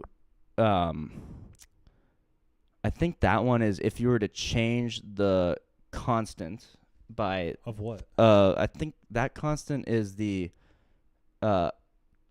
low entropy state at the beginning of the universe that's necessary for stars to be able to form.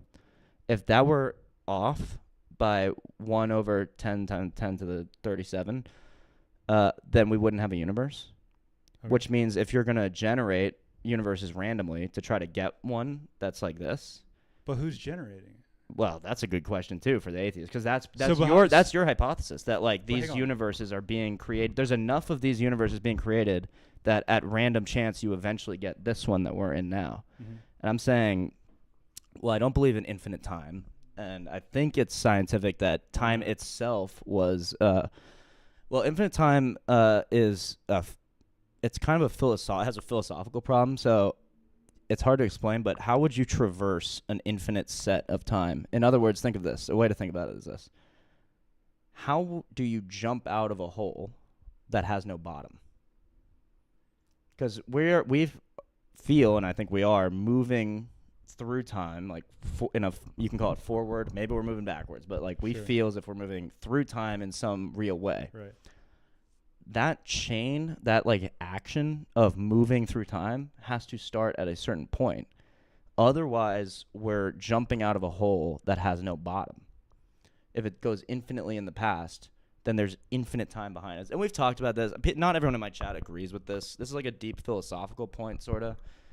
But just so you're saying that it has to start at some point? I think it has to start at some point. And maybe I can't explain that well enough at this point. But I think the Big Bang I think scientists will say, no, it's not just space and matter that was created at the Big Bang. It was time itself. Because space-time, like the Einstein thing, they're connected. Like space and time are like kind of two sides of the coin. I know anything about that. Me too, and I don't think I know nothing about it either. So I try not to do like scientific arguments, really, because I should leave that to these guys. But like, okay, let's just say I have this intuition that at some point time started. So why? And there's not enough time. But okay, that's But like that's. You just think that's arbitrary? I don't believe. We can let's see how the Francis Collins. So Richard Dawkins here's the atheist conceding like, okay, these constants are very exact. He still doesn't believe in God. He just thinks this is kind of a question for us as atheists. I'm curious how Francis Collins. For life to evolve, it needs that as well. That's the nearest approach to a good argument. By the way, I want to be very careful about this because I once said that. I'm not going to mention the name of the man I was having a debate with. He seized onto that later, and then I think a couple of days later, he went up to Scotland and said, Dawkins is a convert. I found the Darwinian explanation of what you were doing for him, and on behalf of people, as it were, on my side of the aisle, satisfaction in the way that viruses simply do what Darwin would have expected. I would put in a plug for Darwinian medicine, and here I pass this on to Francis as a sort of it's gonna be hard senior to find medical scientist in let's go fine tuning. Can I pee real quick? Yeah, of course, man. Yeah. Yeah, I'm gonna fine tuning argument. Francis.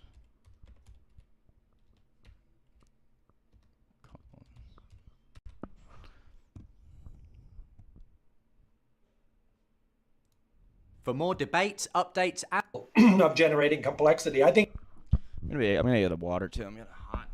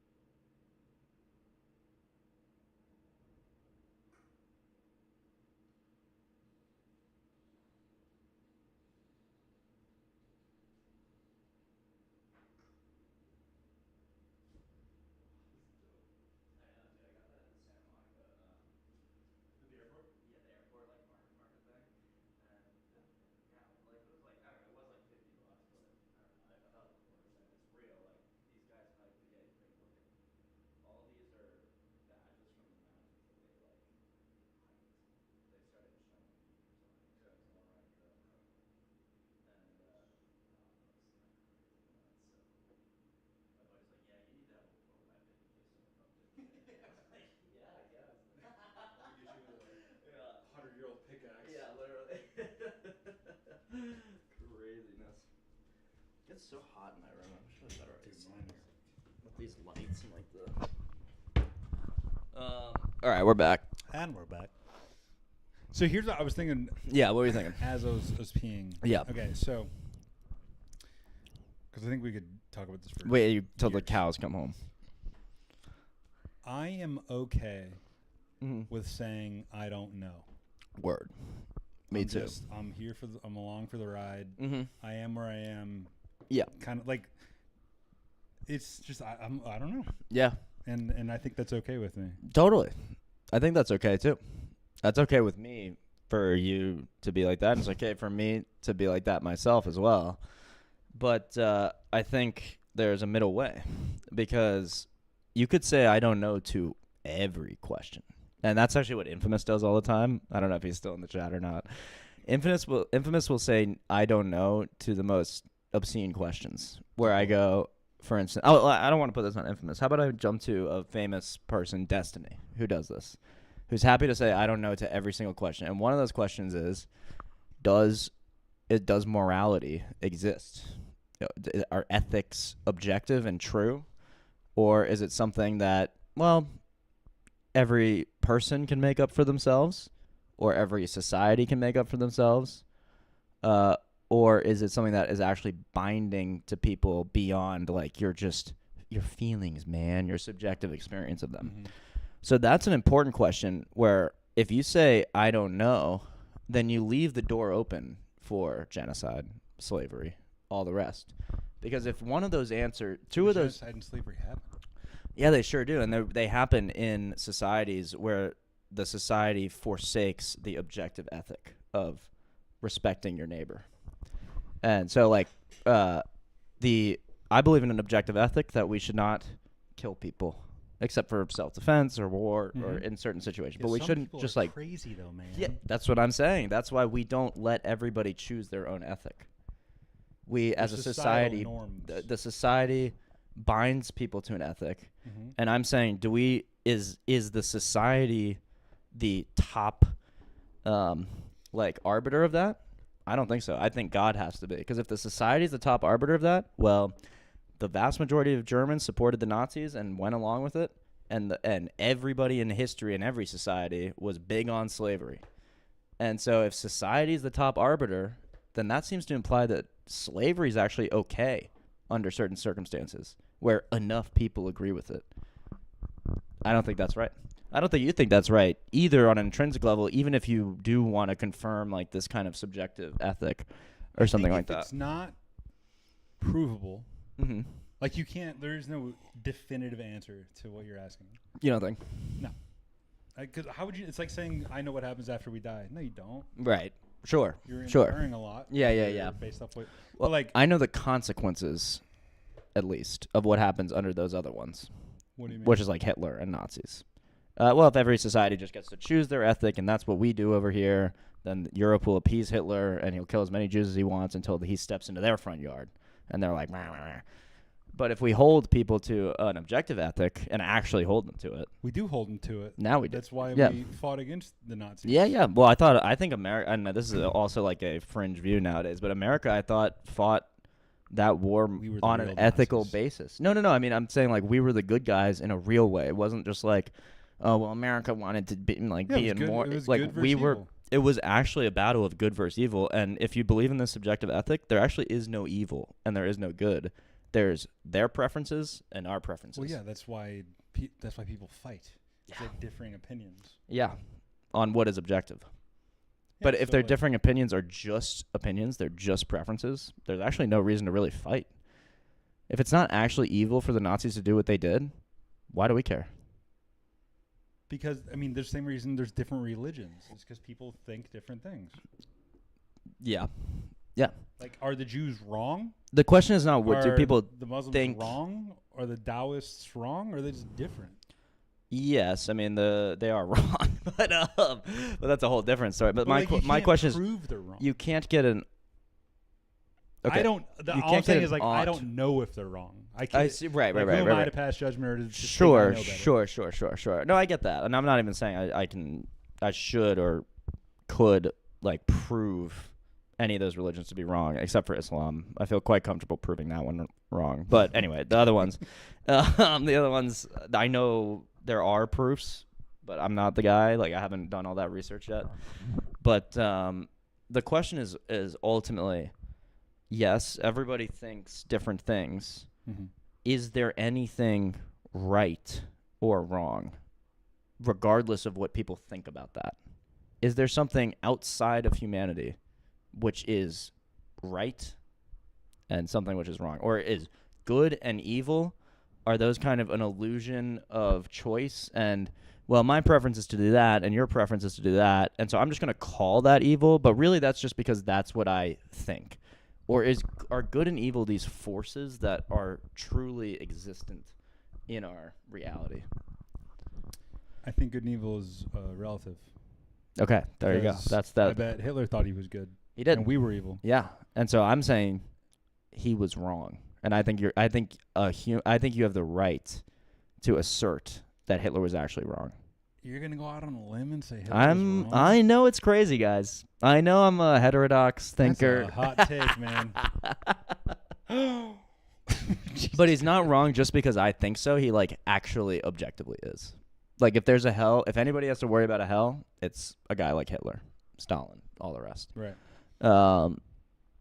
Because because really, and this is uncomfortable. I don't think you want to say this, or any atheist or anyone wants to say this, but if morals and ethics are subjective like that, then what that really means is that whatever someone thinks is right or wrong is right or wrong, because that's the only reference for right and wrong to them.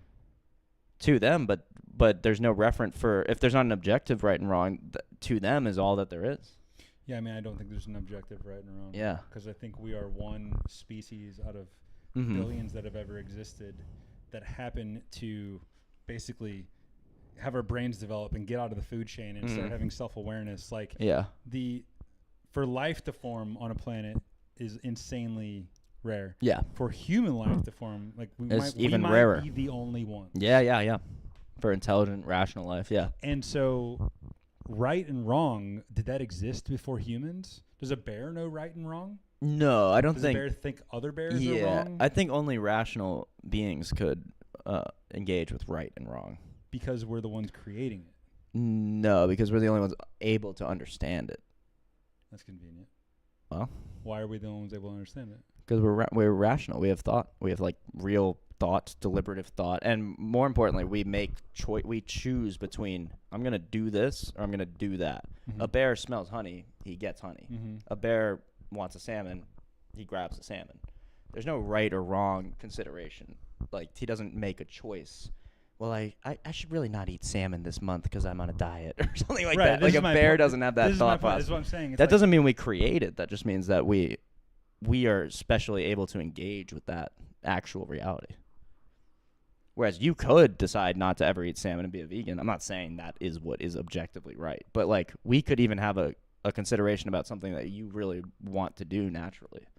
Like, if you want to quit smoking cigarettes or something like that, which is, like, animalistic, like, thing. It's, like, your body basically telling you need this cigarette. It's a drug. You can, like, engage this special mind that we have to, like, go against your animal instinct, which is a unique ability amongst humans, I think. I mean, social media hijacks it. Yeah, social media. They're making it harder. They're making it tough to. You have the smartest people in the world working for these tech companies, learning how to hijack, like, literally how our brains hack work. your brain. Literally hack your brain. I was thinking about this morning, like, because I try to. I've been watching a lot of Huberman. Yeah, I love Huberman. He's cool, dude. We go to the same gym. What? I've met him a couple times. Do you go to that Gold's gym? Yeah. I don't want to dox you, but yeah, that's cool. That's sweet. Yeah, Gold's in Kansas. Yeah, in Kansas City, Oklahoma. But no, he's just really nice. Like that's awesome. Yeah, I went up to him and That's I was like, "Hey man, awesome. I'm a big fan." He goes, "What's your name?" And Yeah. I was like, "I'm David." He goes, "What do you do, David?" I was No like, way. He was like involved. Yeah, he was. That's sick. I was like, That's anyway, dope. I super love cool Andrew dude. Huberman. But so he says, like, get sunlight in your eyes first thing in the morning. Yeah, Sets yeah. the circadian rhythm. So Yeah, I was out there this morning, just like taking the sun and had a coffee, and I was thinking about like what was like the old West where it was like there was no phones. Yeah, I was like, totally. My phone's inside. I'm doing good. Yeah, right now. yeah, exactly. And it's like. Finish your coffee and scurry inside. Yeah. We like to look at those guys like, man, they were so much more like better than us. And it's like, if they had cell phones, they'd be doing the exact same fucking thing we're doing. Probably. We're not above it. They're created to hack our brains. Literally. We don't stand a fucking chance. They'd probably do a better job of hacking like a primitive brain or something. I don't know, maybe not. Yeah, just but like pleasure centers and it's stuff. possible some guy, I don't get it, and then like throw it in the river or something. But, like well, it's like, why weren't they fat back then? It's because there wasn't all this amazingly tasty Yep. food that was calorie dense. Yep. Like there was no Twinkies and the processed shit. Yeah, exactly. It's like it's not like they were better than us. I saw some. Yeah, there's this crazy. Have you ever heard of Jesse Lee Peterson? We'll definitely round out this stream with a little Jesse Lee Peterson, but he is hilarious, insane, just absolutely insane. And he was interviewing a fat studies like professor. She has a PhD in fat studies. It's a real thing. Have you heard of that? No. Dude, so they've gone beyond like gender studies. So she started in gender studies sphere. Shouldn't it be weight studies? You would think, but they're trying to like reclaim the word fat. They're trying to. It's that body positivity thing. So like fat is not bad. So it's fat studies. And it's actually called that. You can major in that in a university. Only specific ones, like only the craziest ones. Sarah Lawrence. Yeah, Sarah Lawrence, 100%. Sarah Lawrence. Probably UCLA has a fat studies like wing. There's probably a fat studies wing at like I don't know, Yale or something. But and what was I saying? Oh, she was saying like the reason we don't want our children and people to be fat is because of ingrained social cultural norms that being fat is somehow unhealthy. And you're like, cultural? What do you... The fuck? It's like, called metabolic rate, you idiot. It's called eating fucking 50 Twinkies a day and instead of like a broccoli. But it's like your body will balance. It's like your body burns 2,000 calories a day, like just by living. It's like don't eat more than that. Yeah. I mean, it's biological. It's not this like subjective like we should be exactly 8,000 calories a day. Exactly. And part of me wants to say, well, nothing's actually subjective like that. Even the things we assume are like ethics and stuff like that. Mm-hmm. Like just in the same way that there's an objective basis for like, no, it's actually not healthy to be fat.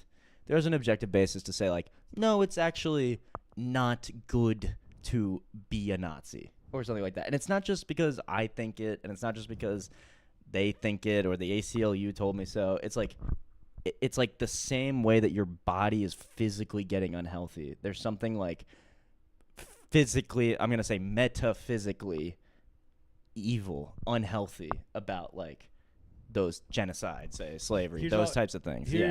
Okay. Yeah. I kind of agree, but I feel like it's like a little bit of a different like category. Because there's not a baseline of an acceptable amount of good and evil in the world. Like there is a metabolic rate of like. I get that.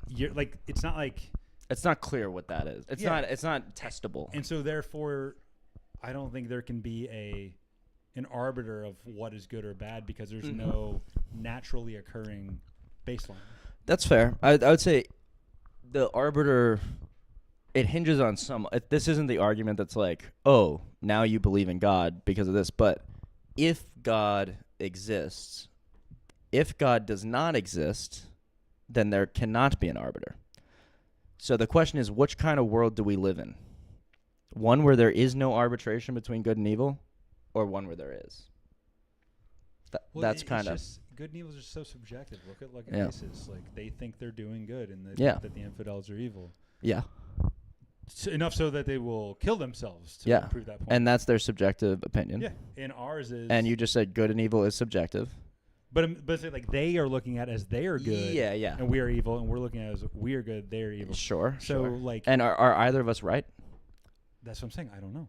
Yeah, and I would say I'd feel quite comfortable saying we are right in that they're beheading journalists just because we're and we're not right because we're the white man. We're the American that's always right. Yeah. We're right because there is something evil about what they're doing that I think we know.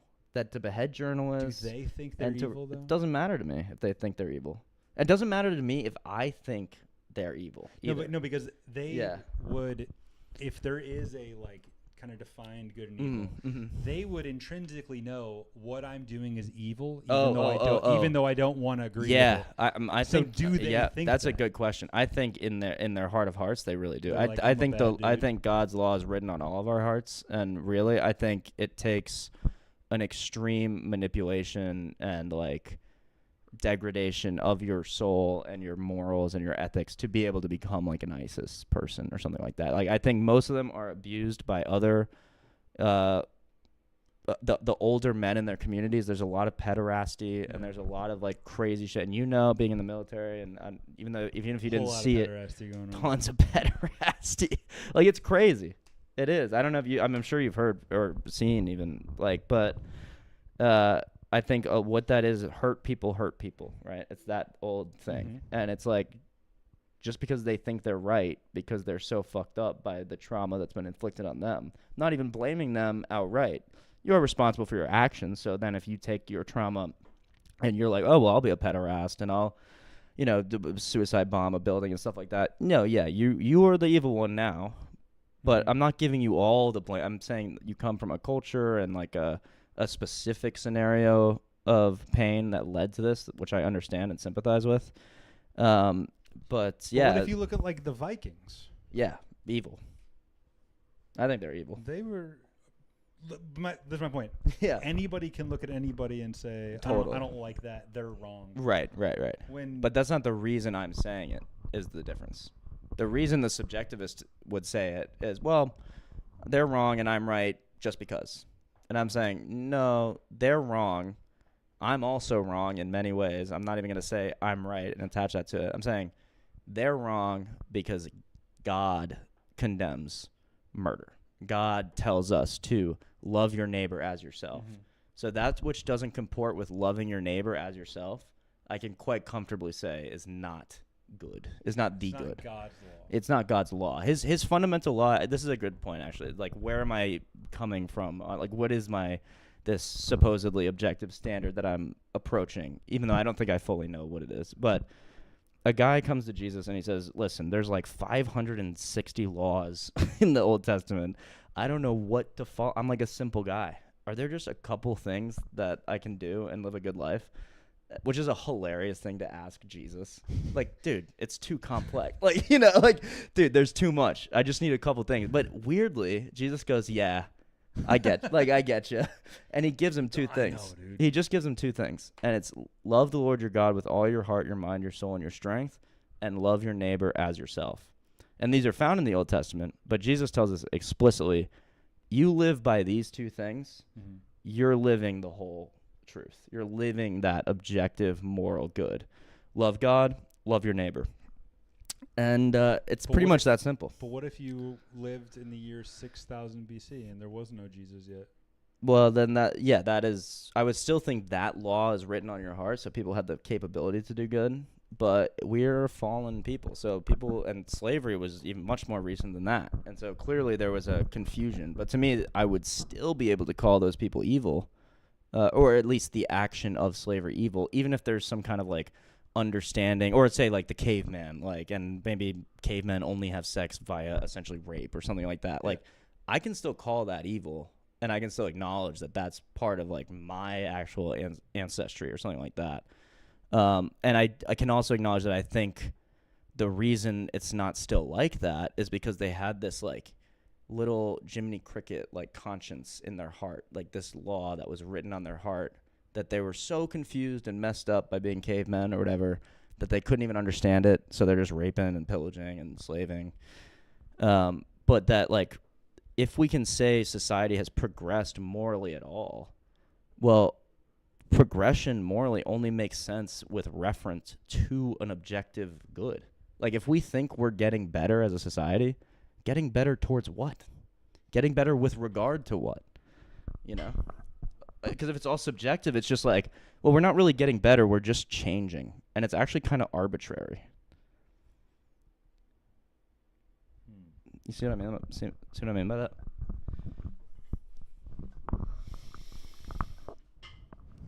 I see where you're coming from. Yeah, no, I don't expect us to like agree per se, but that's the argument, and that's why.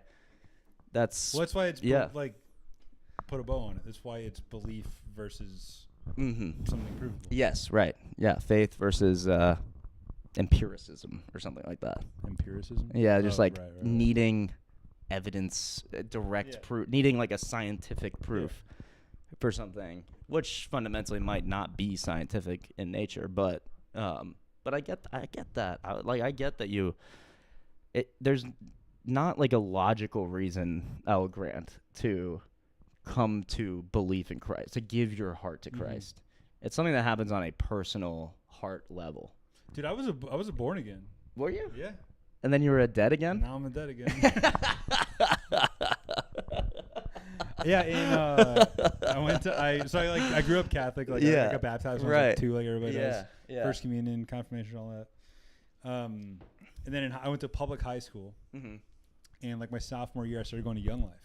Oh, what was that, like a Protestant? Like Young Life is it's just like a Christian like youth group. But Yeah, it's like, gotcha. a bunch of chapters all over the cool. country and stuff. Okay, like, fun. I went to and dude, they every summer you go to Young Life camp. Yeah. It is so fucking fun. they make that shit. Yeah, I remember undeniably awesome. I went to one of those. They had a blob. Dude, yeah.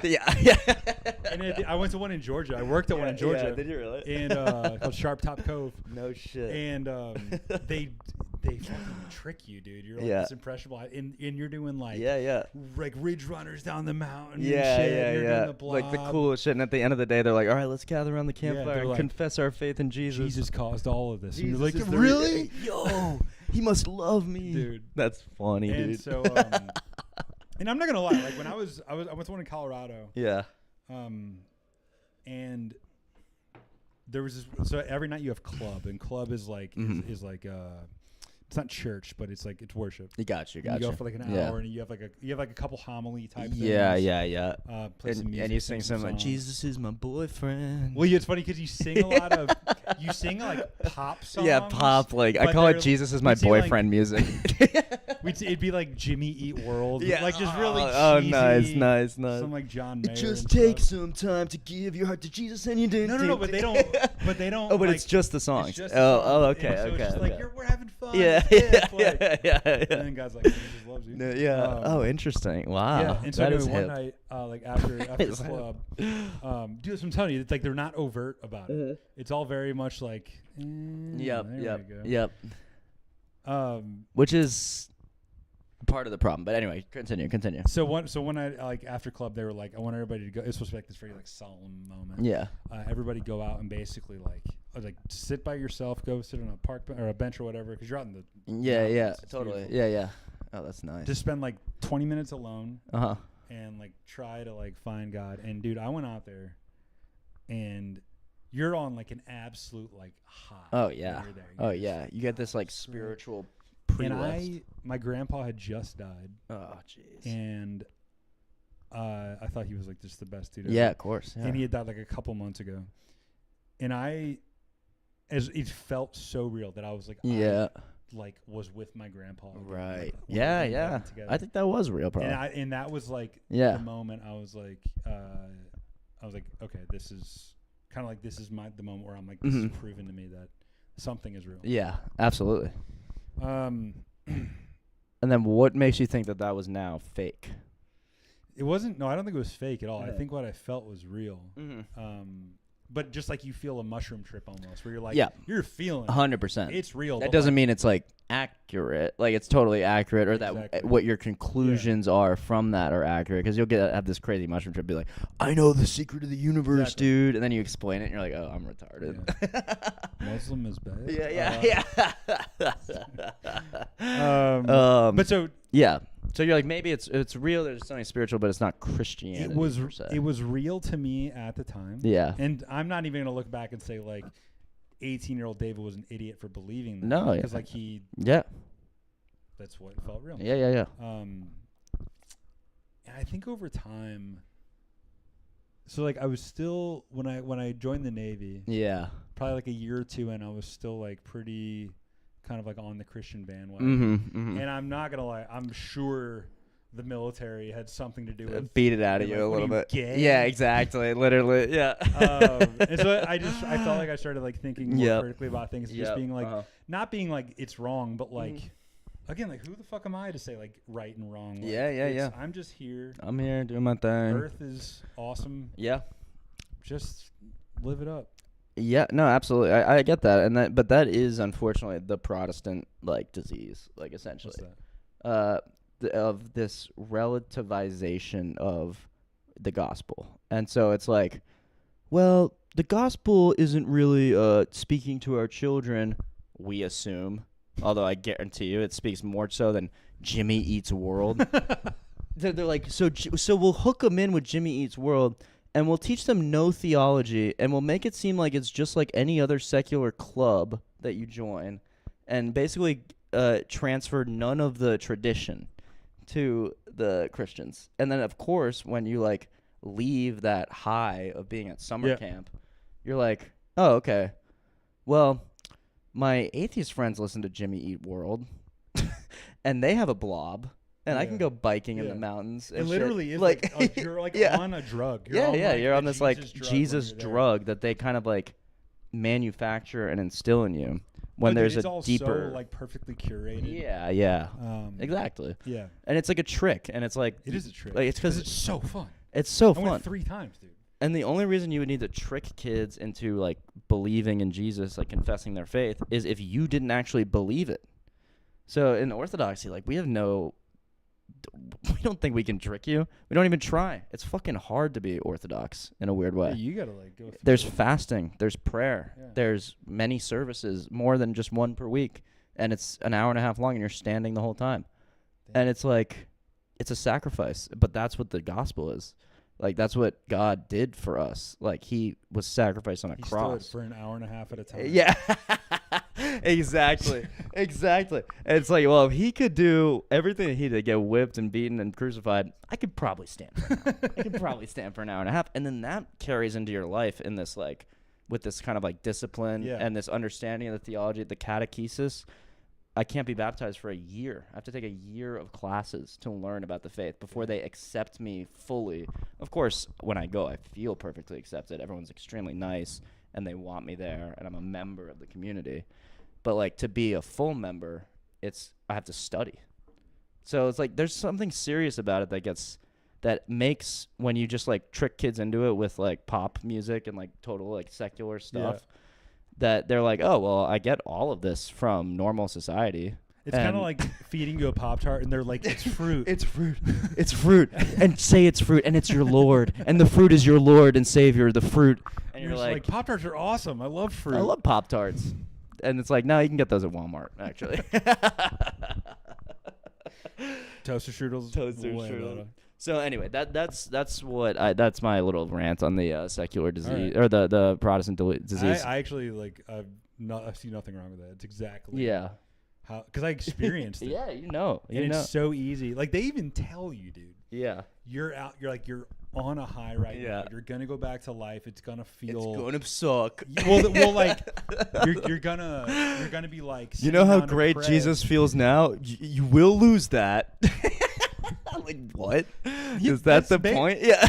Yeah, they basically are like it's gonna be hard to like stick with like because it's so easy when you're there. Mm-hmm. It's so easy to be like, well, it's all because of God, but like you're gonna be.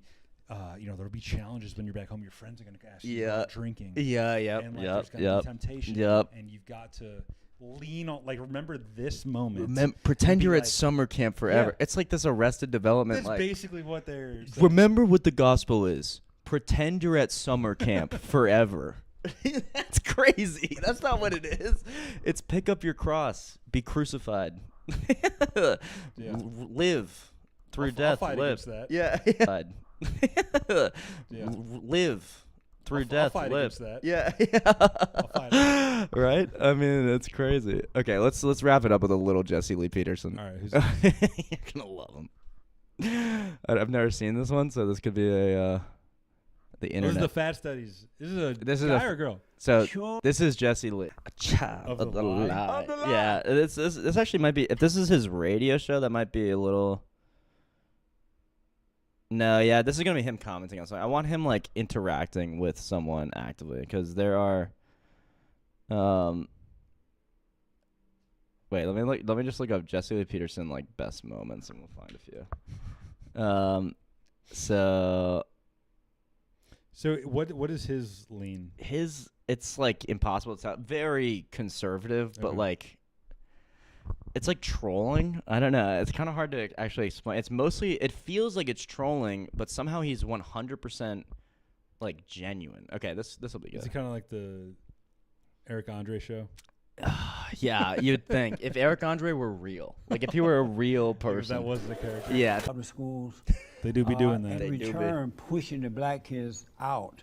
Are you trying to prevent that from happening to the black boys in the schools? My work focuses on better preparing teachers to teach black boys and men. And what I focus on are strategies, tangible strategies that they can use in their classroom to better improve their success. Right. Right? And But so to keep those things out, wouldn't that better improve an environment so that the black boys can be taught in the proper way? the vast majority Sometimes it of makes good points, teachers actually. I didn't think are he was gonna make white a good point. and women. Right? And some of them are absolutely amazing. So Hey, hold on, Beta. To women, which is a book that is a lie because Jesus Christ himself was a socialist who believed in equality. I don't go to clubs and do shows and dance. Oh. I'm a proper lady. I'm just an average woman. You crazy. You crazy. Sam said he is an alpha male. Alpha male, Is this guy not a running for beta president? male. Dude, he should. That you are afraid to. You know what he calls Donald Trump? The Great White Hope? The Great White Hope is Donald Trump. I want to give a little. Republican, and strong in Wow. nature. A man would not want a slut to be the mother of his children. That's right? not true because Definitely trolling, but like it seems so it seems like he really is like seeing the He's world. kind of this like way. Man, aren't you? And he goes like, do they go, do you believe in racism? He's like, racism is a lie. It's fake. He thinks it's fake. How? What does that mean? He How? calls it, He it's doesn't believe kind in of a hate? word game. Yeah, he calls it hate. He says there's only two things that are real, hate and love. And so as like a sharecropper, as a little kid. And he he's says, like, that was normal. That and, was good. Yeah, and they go, well, Jesse, isn't that racist? And he's like, no, black people had it better back then.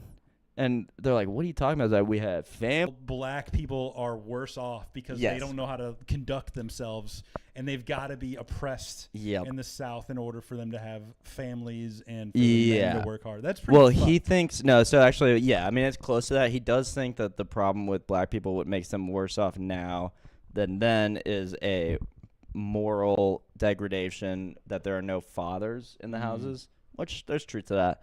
Not the moral degradation per se, but the fact that there aren't many fathers in like normal family households. And he attributes that to the Democrats. And he says the Democrats are the ones oppressing the black people, and the privileged black people that are telling all the rest that you're oppressed and this and that are the ones that are like instilling this mindset throughout the black community. So it's not Like Al quite like Sharpton and all those guys? he hates Al Sharpton. He's like the father of the lie is like Al Sharpton and stuff like that. So he has this view. It's not really like, oh, we should go back and be oppressed like in the Jim Crow South. It's just that the oppressors are different, and it's these fake black leaders. He hates BLM. He's like, the BLM? You mean the fat black lesbians? It's so funny. Like, he has the funniest terminologies for everything. It's literally crazy. So it's a little more nuanced. It's not like, and people really are very racist towards him. They call him the words I won't say, but like the Uncle Tom and Yeah. the coon, and like all that stuff. Words I'm not gonna say, but let me say. But let me just say him anyway. So their people are more racist towards Jesse than he actually is towards other people. But the ideology, you could argue, is racist. But See, like, what's good and bad? it's a complex figure here. I think Jesse his theology is completely wrong, which leads to a lot of these things. Like, for instance, I think he focuses way too much on the man being the head of the house and not recognizing that the man is the head of the household, but the woman is the neck. So there's this like interplay, or like, yes, the man is supposed to be like Jesus, but as Jesus is to Jesus's bride, which is the church. So Jesus loves his bride and gave his life for his bride, the church. That's what the man's role is. And Jesse will be like, he takes this into a realm of like, well, male superiority, essentially, which is not what the message is, but that's what his like Protestant view of the thing is. That's why he's like a reverend or whatever. And that's what he preaches. And it's almost this like manosphere, like Andrew Tate thing, where he's getting young boys that have never been told that they're supposed to be the leader. They're supposed to be the leader of a household and this and that. And it's like, that's good, but then there's bad. So like, Jesse, like me, and like every other person, has good and evil within them battling it out. And so my claim has never been that some people are objectively good and some people are objectively evil. It's just that those two things actually exist, and they actually exist within each of us. So certainly it exists in Jesse, who makes some crazy comments, spreads some insane ideologies. I like him. I like him. He's funny, man. I'd invite him to my Oh, party. me too, man. He'd be so fun to like have a beer with or whatever. Like it'd be crazy. I don't know what a slut is. How about that? You don't know what it is, but you're here supporting it. Hashtag Black Lives Matter, Free Palestine, Free the People, and no DAPL. I do. And why don't you have hashtag Free the Jews? What I advocate for is taking away from the boss 15 loaves of bread, helping him have 10 loaves of bread, and then taking the rest of the 10 loaves of bread and distributing it evenly amongst the other employees. So all of a sudden you have 7 or you have 8, and your new friend, who is the undocumented citizen who came in, has 7. Is that a question? No, this is. You don't look like a slut. Are you here by accident? Another thing he was, I'm black and slow. Can you? In every. No, Jesse always leaves the room silent, even if for the wrong reasons. Is that a question? Is that a question? Animal species throughout hundreds and thousands of years, there's been homosexuality. So what is abnormal about it? I agree with you that they act like animals, but that's because they're in a fallen state. And any human being that's in a fallen state act like an animal. I am a nurse. A nurse? Yes. Beta! Lamar, are you the head of your wife? I like to think that we're equal. Are you the head? Beta! I am a, no. I'm an alpha. Not if you think you and your wife are equal. Beta! Because I tell you why. Beta! And my stepmom thought I was getting an attitude, and she got really mad that I said that to her. And so not even like 2 minutes later, my dad called me. Beta! So my dad. Oh, poor daddy feelings hurt. Beta. Mark, welcome back. I like how he says it. Good morning, so funny. Jesse Lee, and happy Indigenous Peoples Day. I was trying to get you to tell me exactly what Trump had done to achieve those so-called achievements, and you moved on to the Democratic Party. It's a very strange interview. I've never experienced anything like it. Well, that's the first time in life for everything. Let me ask, would you want to take a shower with some guy who decides that he feels like a woman, and there you are in the like a gender shower studies he professor. walk into and just take off his clothes and get in there with you? If you were alone, you would not be able to increase your productivity. You would not be able to create more loaves of bread. That's why I hire someone. Exactly. But they don't When you have to hire work for me if someone- they don't want to. I know, but where would they They go? are the They would ones go who to agree. another. They would go First to of all, another they- factory where they would have the same No, I would conditions. call the police and tell them that I have an illegal And that- alien here. And that is You need to capitalism. come You're and right. get That him. is exactly the problem. No, they have no business in my company or in my country, and so I would call the police. The Leakeys, which are scientists out of. Forget about a leaky. They have a role to play in dismantling that ideology that puts them in their own minds and in the white imagination ahead of people of color. Amazing. Amazing. Do you realize you're fighting an illusion? I am a writer, I am a Latina, I am Boricua, I'm a mother, I'm a poet, I'm an artist, I'm all the things. Are you a slut? Why do black people see white, well, most blacks, not all, the good ones don't, but why do most black people like yourself see white people as supreme over them? Well, if going out on a date with a guy makes me a slut, then that's just what I'm gonna be. I don't think going out on a date makes you a slut, but having sex with different men makes you a slut. Well, what does it make you if you have sex with different women? A slut maker. A slut maker. Oh, wow. Black Lives Matter is a far-left, liberal, radical, agitative organization founded by a bunch of black lesbians and homosexuals and Mr. Pace radical is an This is on fucking Piers Morgan show. Good morning, Good Britain. morning, Britain. he gets chastised by Piers Morgan for saying fat black lesbians on Good Morning Britain. Oh my It's God. crazy, man. It's actually crazy. It's so funny though. I mean, I can watch. He it for keeps hours. a straight face. I love it. He's like he believes I think it. he's 100%.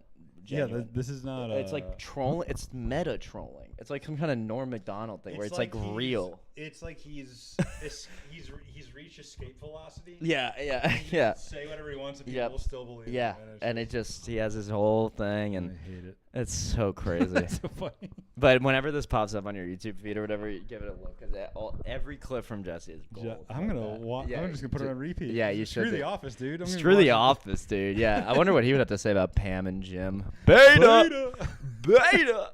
Another one he goes is amazing. So he'll be like someone will be like, so you are a priest and you're gay, and then he'd still be like, yes, Jesse, I'm a homosexual and I'm a priest. And he goes, like, whenever he can't process something, he just goes, amazing. Beta. And then David Pakman goes, so if I became a conservative, then I would be considered alpha. I go, yes.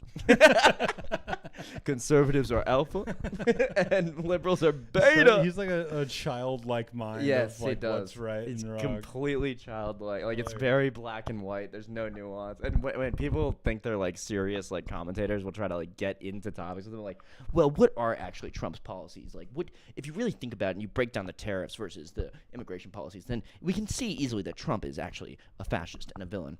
And Jesse will literally sit there and be like, I don't know about that, but we gotta get the illegals out.